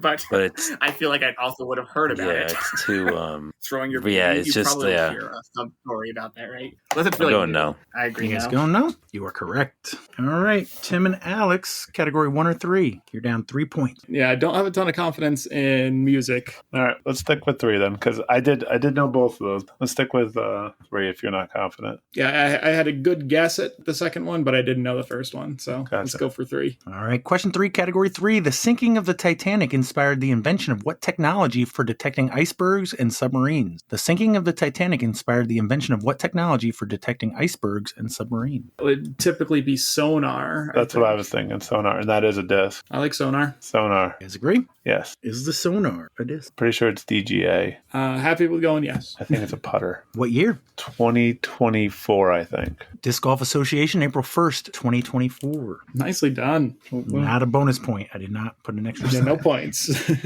All right. B. Cline and Evan, category 1 or 3. We're vibing, right? I like For one. sure. All right. Question 3, category 1. What one word was in the title of a hit song for Garth Brooks when used once, for Fall Out Boy when used twice, and for the Steve Miller Band when used 3 times? What one word was in the title of a hit song for Garth Brooks when used once, for Fall Out Boy when used twice, and for the Steve Miller Band when used 3 times? This is a good question. This is a good question. Who was the third? I got to repeat the whole thing, Evan. No, I'm asking Brandon. I don't want to use my repeat yet.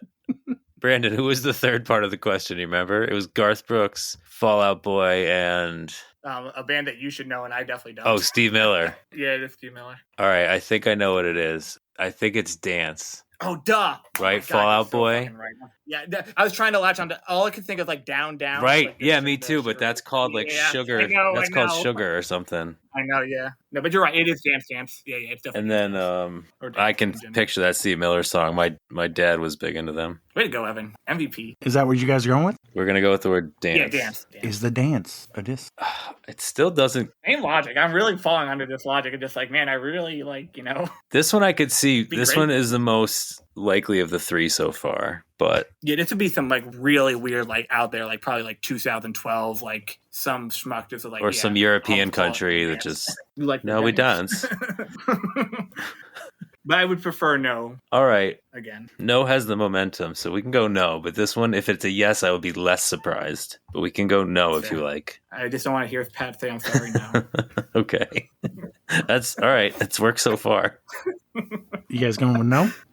Yes. No. You are correct. That sounds so much better.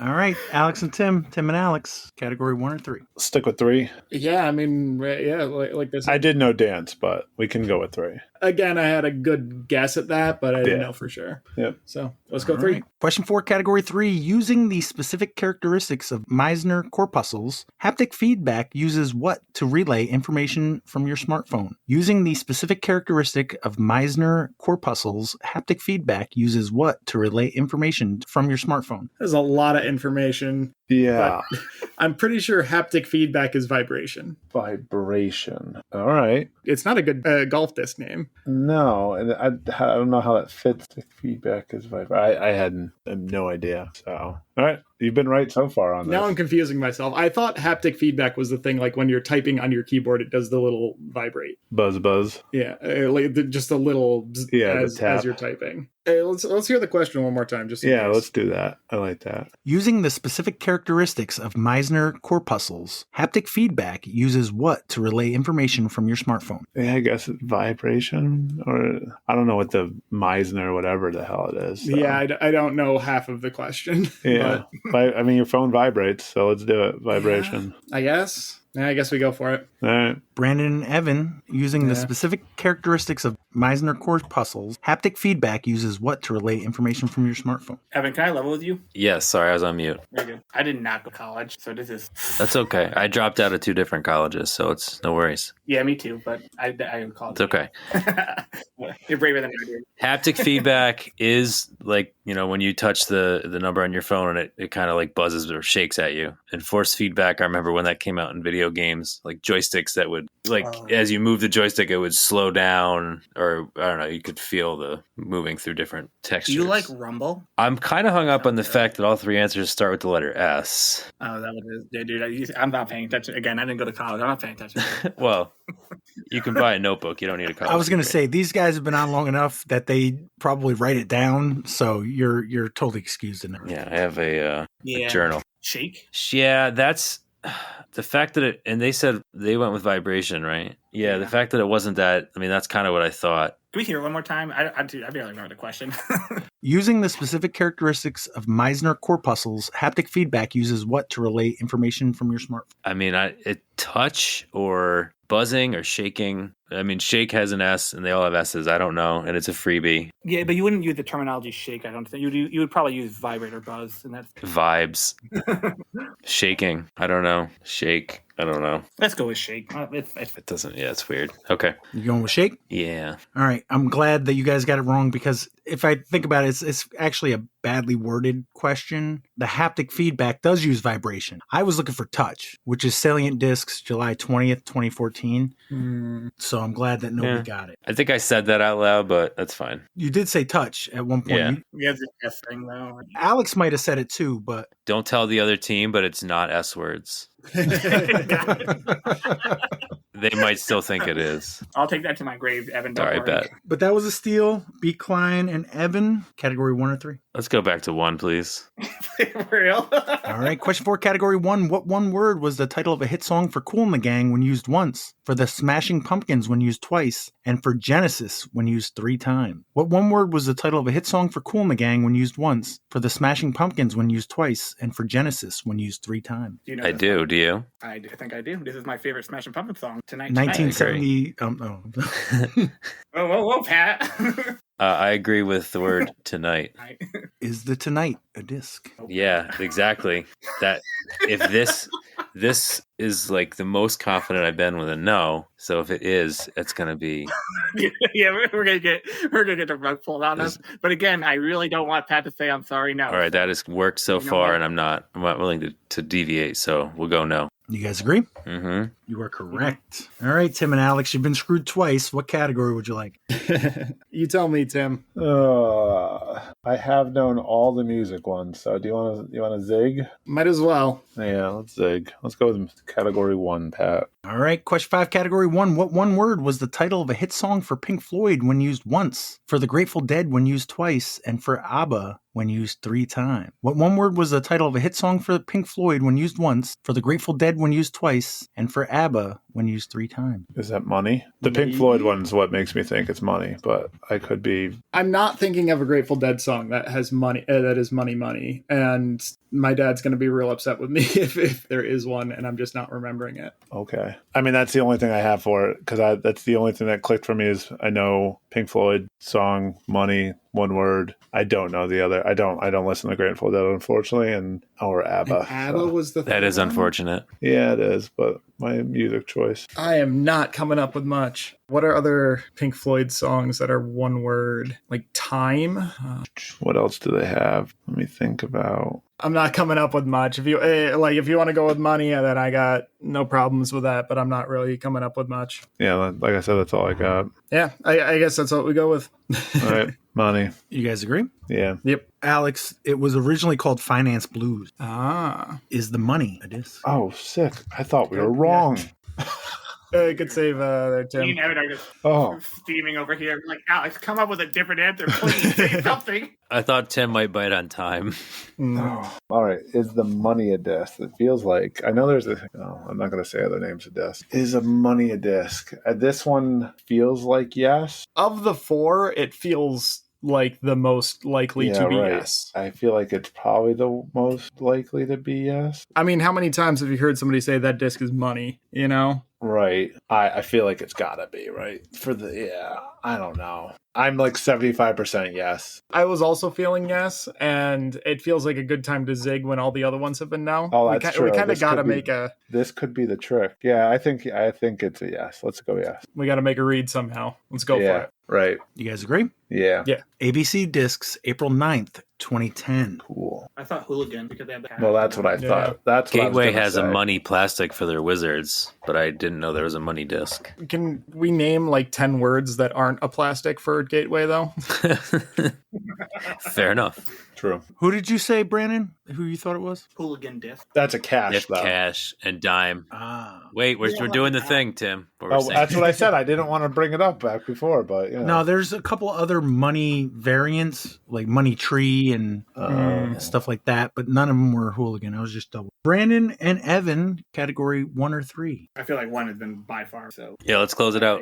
All right, final question, category 1. What one word was in the title of a hit song for the Marvelettes when used once, for the Beatles when used twice, and for James Brown when used 3 times? What one word was in the title of a hit song for the Marvelettes when used once, for the Beatles when used twice, and for James Brown when used 3 times?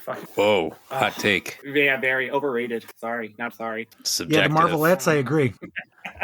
You have a clue? The first thing I kind of thought was, well, I don't know if I want to say them both. I think you should say them both. But me, I'm all about, them catching up, so don't listen to me. All right, that's fair. The first thing that popped in my head was Cry for James Brown for some reason, but I don't know if that's right. But then I think the better guess is Please, because I think that's almost definitely a James Brown song, and I think the Beatles had like a song. I think it's Please, but One of the Marvelettes, please. yeah, that one I'm not sure about. I definitely don't know any of the songs, but like that's like logically, I like them. So that's my better guess, I think. Yeah, this is definitely the one where I enjoyed it. Sorry. I like Please. Okay, we'll go with Please, Pat. The Marvelettes, it was Please, Mr. Postman. Oh, part of the title. You did say that. Okay. In the title, yeah. And the Beatles was Please, Please Me. Yeah, that's what was in my head. It was like, I didn't know if he said part or Yeah, all, what one but word was in the title? There's a couple of those. The Dance is the Garth Brooks song, so I had to put it in the title. Is the Please a disc? You know my logic. I am with your logic, Brandon, and we will say no one more time. No. I'm sorry. No, I just had to say it for...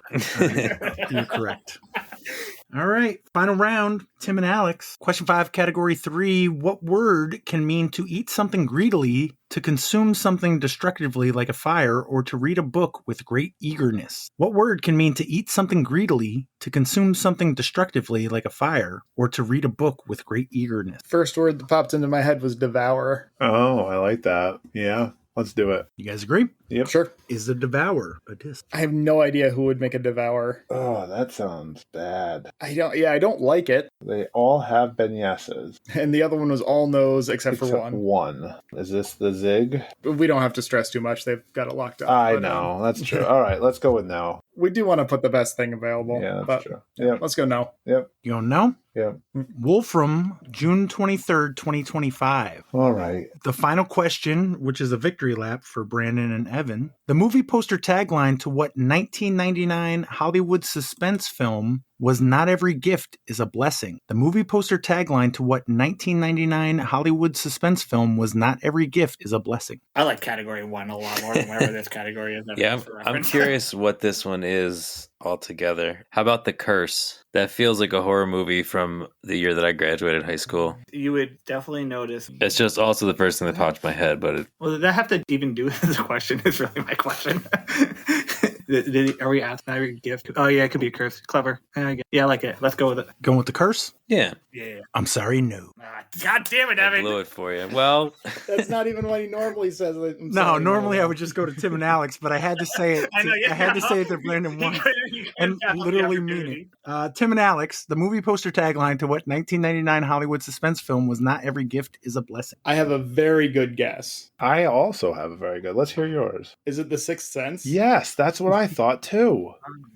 Let's go. Why would you think that? Because all the other ones kind of refer to a sense. Yep, I agree. Is the sense a disc?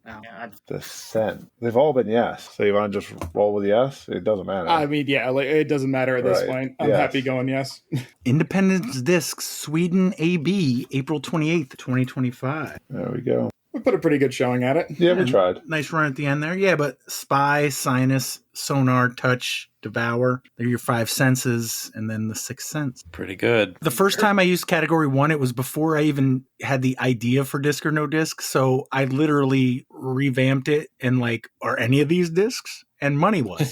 So, Nice. yeah, that was an old school one. While we're going, I just wanted to remind everyone today, as of recording, is the anniversary of the Dylan Reese ace at Stony Kill. Saw that today. How long ago? It was 7 years ago, 2018. 7 years ago. Wow. Any birthdays coming up? Kenji's birthday. Oh, dude, yeah, it is my Let's anniversary, see. isn't it? Today is Justin Chu. He's more Massachusetts, but, people know him. Disc golfer is a disc golfer. Nick Gerges, we mentioned him before. He was a couple days ago. John Steffen on the 5th. The 6th, Robert Bennett, wedge guy. Kenji, as mentioned before. Mhm. Ian Zubowitz, the only guy I know who putts with a gator.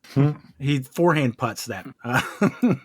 Anybody else? That's all I got. You had mentioned the Melvin Rhodes Putting League. Mhm. Did you say when that started? Next week. This week is they're voting. Yeah. Okay. So next week, but I don't know the time. 6 p.m. sign in. Okay, nice. So Monday and Tuesday got putting leagues. What's the other putting? The big other pig. Glens Falls, I don't think starts till December. Okay, Yeah. Northway Brewing. Yeah. thank you. I couldn't think of the name. Brandon, anything you got before we go? I'd love to just shout out a couple Absolutely. of people. By a couple of you. First of all, shout out to you, Pat. 300 episodes. Congrats. That's sick. Your content is super good. I love listening on. And shout out to everybody that played into Winter Battle Royale and to Summer one too. But I wanted to really get this idea off. I really just literally walked up to everybody randomly. I think in November last year, I was just like, "Hey, I have this idea. Would you be interested?" And people were like, "Yes." And I was like, "Oh my god!" So shout out to my dad Kenji, Joe the Viking Kowalski, Evan, Tim Martino, and Tim Goyette, JJ, Eric Struna, Dennis Daly, Brian Monahan, and my boy Josh, proving to me that this idea was good enough to at least try. Nice. I mean, you were the very first Patreon. I don't think it was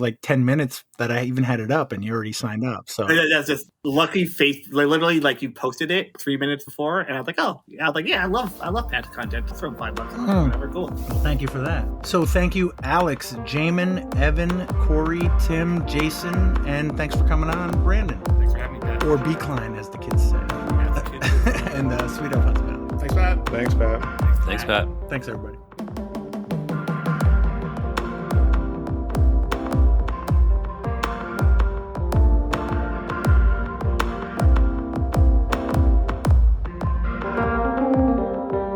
There was one other thing I want to talk about in case it comes up and I'm not on to talk about it. So there was a photo posted by Jason Gorsage about a putt at Oasis. And there's a lot of comments on the Facebook thing about the rule. And I get the sentiment behind the rule. Oh, it doesn't really make sense. But all I'll say is there are probably 10 times more examples of where that rule makes sense. It's just somebody saying, oh, it should be only supported by the basket or something. If you've got a basket in tall grass, technically if a blade of grass is touching the disc, it's supporting it. Or if a stick blows into the basket, on a windy day and it's touching that, it's also supported by that. So I think personally, the way the rule's written probably is the best situation for all the scenarios that could happen. But yeah, I get it feels like that was a missed putt.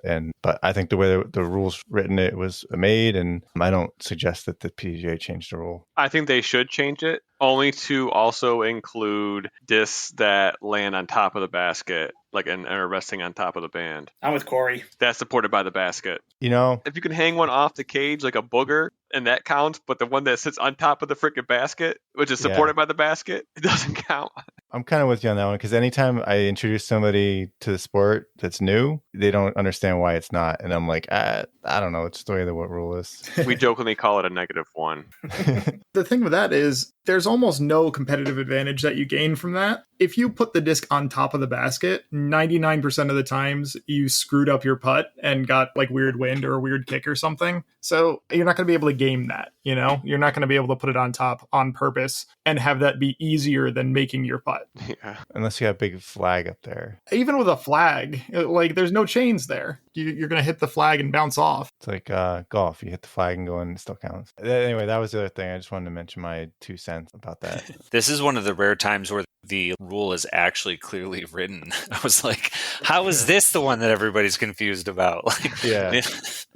I was kind of like how adamant everybody was that they were right. Oh my God. Yeah. That's why I posted the rule. I was like, just in case anybody wants to read the rule before they just like put their opinion out there. There's a bunch of league players. Wait, that was another thing. I wanted to be like, all right, if you're going to post your opinion, you need to also state how many PDJ tournaments you played this year.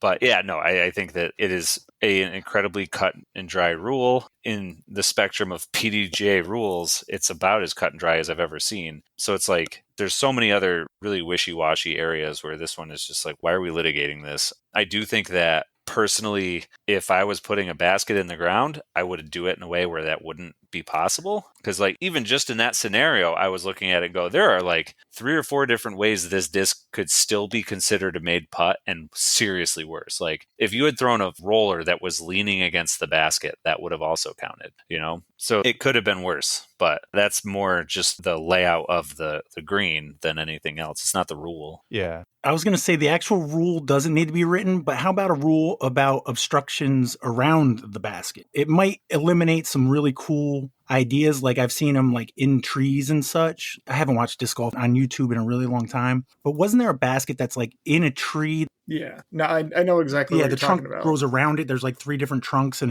it might eliminate cool stuff like that, but making the rule to where the basket can't be obstructed like would be my thought as opposed to changing the actual rule. Yeah, I think it's kind of a course equipment thing more so than a rule issue. And I think Dan even commented on it saying that they put a new basket there. The old basket, there was a bigger gap. We talked about a rule. What was the rule that you actually agreed with that nobody on here did? This is going back a few weeks now. Oh, the practice throw. Oh. That was Randy's rule, right? From MVP. Right. So my opinion is if the card is, reasonably sure that the person didn't intend to make like a competitive throw at the target, in that case, they were doing something towards a different target, then it's a practice throw. But I understand this, how subjective that is. And I've also had it as like an experience when I was first playing. I forget what event it happened at. Maybe it was Greater Hartford or something with like Dustin Keegan and some other pros. And something like that came up. And it was before I knew all the rules fully. And so that was kind of ingrained in my head, like, oh, okay, like if you have a throw that's not part of your objective of getting like this in the fewest amount of throws as possible, then it's a practice throw. So I would have agreed with the PDJ official there. But then I saw all sorts of like funny comments after about practice throws.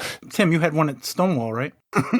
Yeah, when I had to abandon my lie, I tried to call it a practice throw. Didn't work. Yeah. I thought the basket was down there. Yeah, right. I thought I was going back to the old tee. Yeah. All right. Anything else before you go? No, sorry. Can't be on longer. I appreciate you having me on. I appreciate you coming on. It was weird. What was it, like 4:30? It's dark already. Yeah, I'm like tired. I'm like, man, I feel like I should be getting a link from Pat soon. And it's only like 5 o'clock. Like, It was trippy driving to the tournament on Sunday in complete daylight. The minute I got in the car, it was daylight. Yeah. Usually it's not until I get there does the sun start peeking out. I usually don't get to work. It's really dark, and it was practically almost light out when I got to work. I felt like I was late. I was like, damn, late to work. But man, what a killer for evening disc golf. I feel like disc golf's dead now. That's when the putting leagues start. And with that segue, I'm going to jump off. All right. Thanks a lot, Jason. All right. Good night, guys. Take it easy.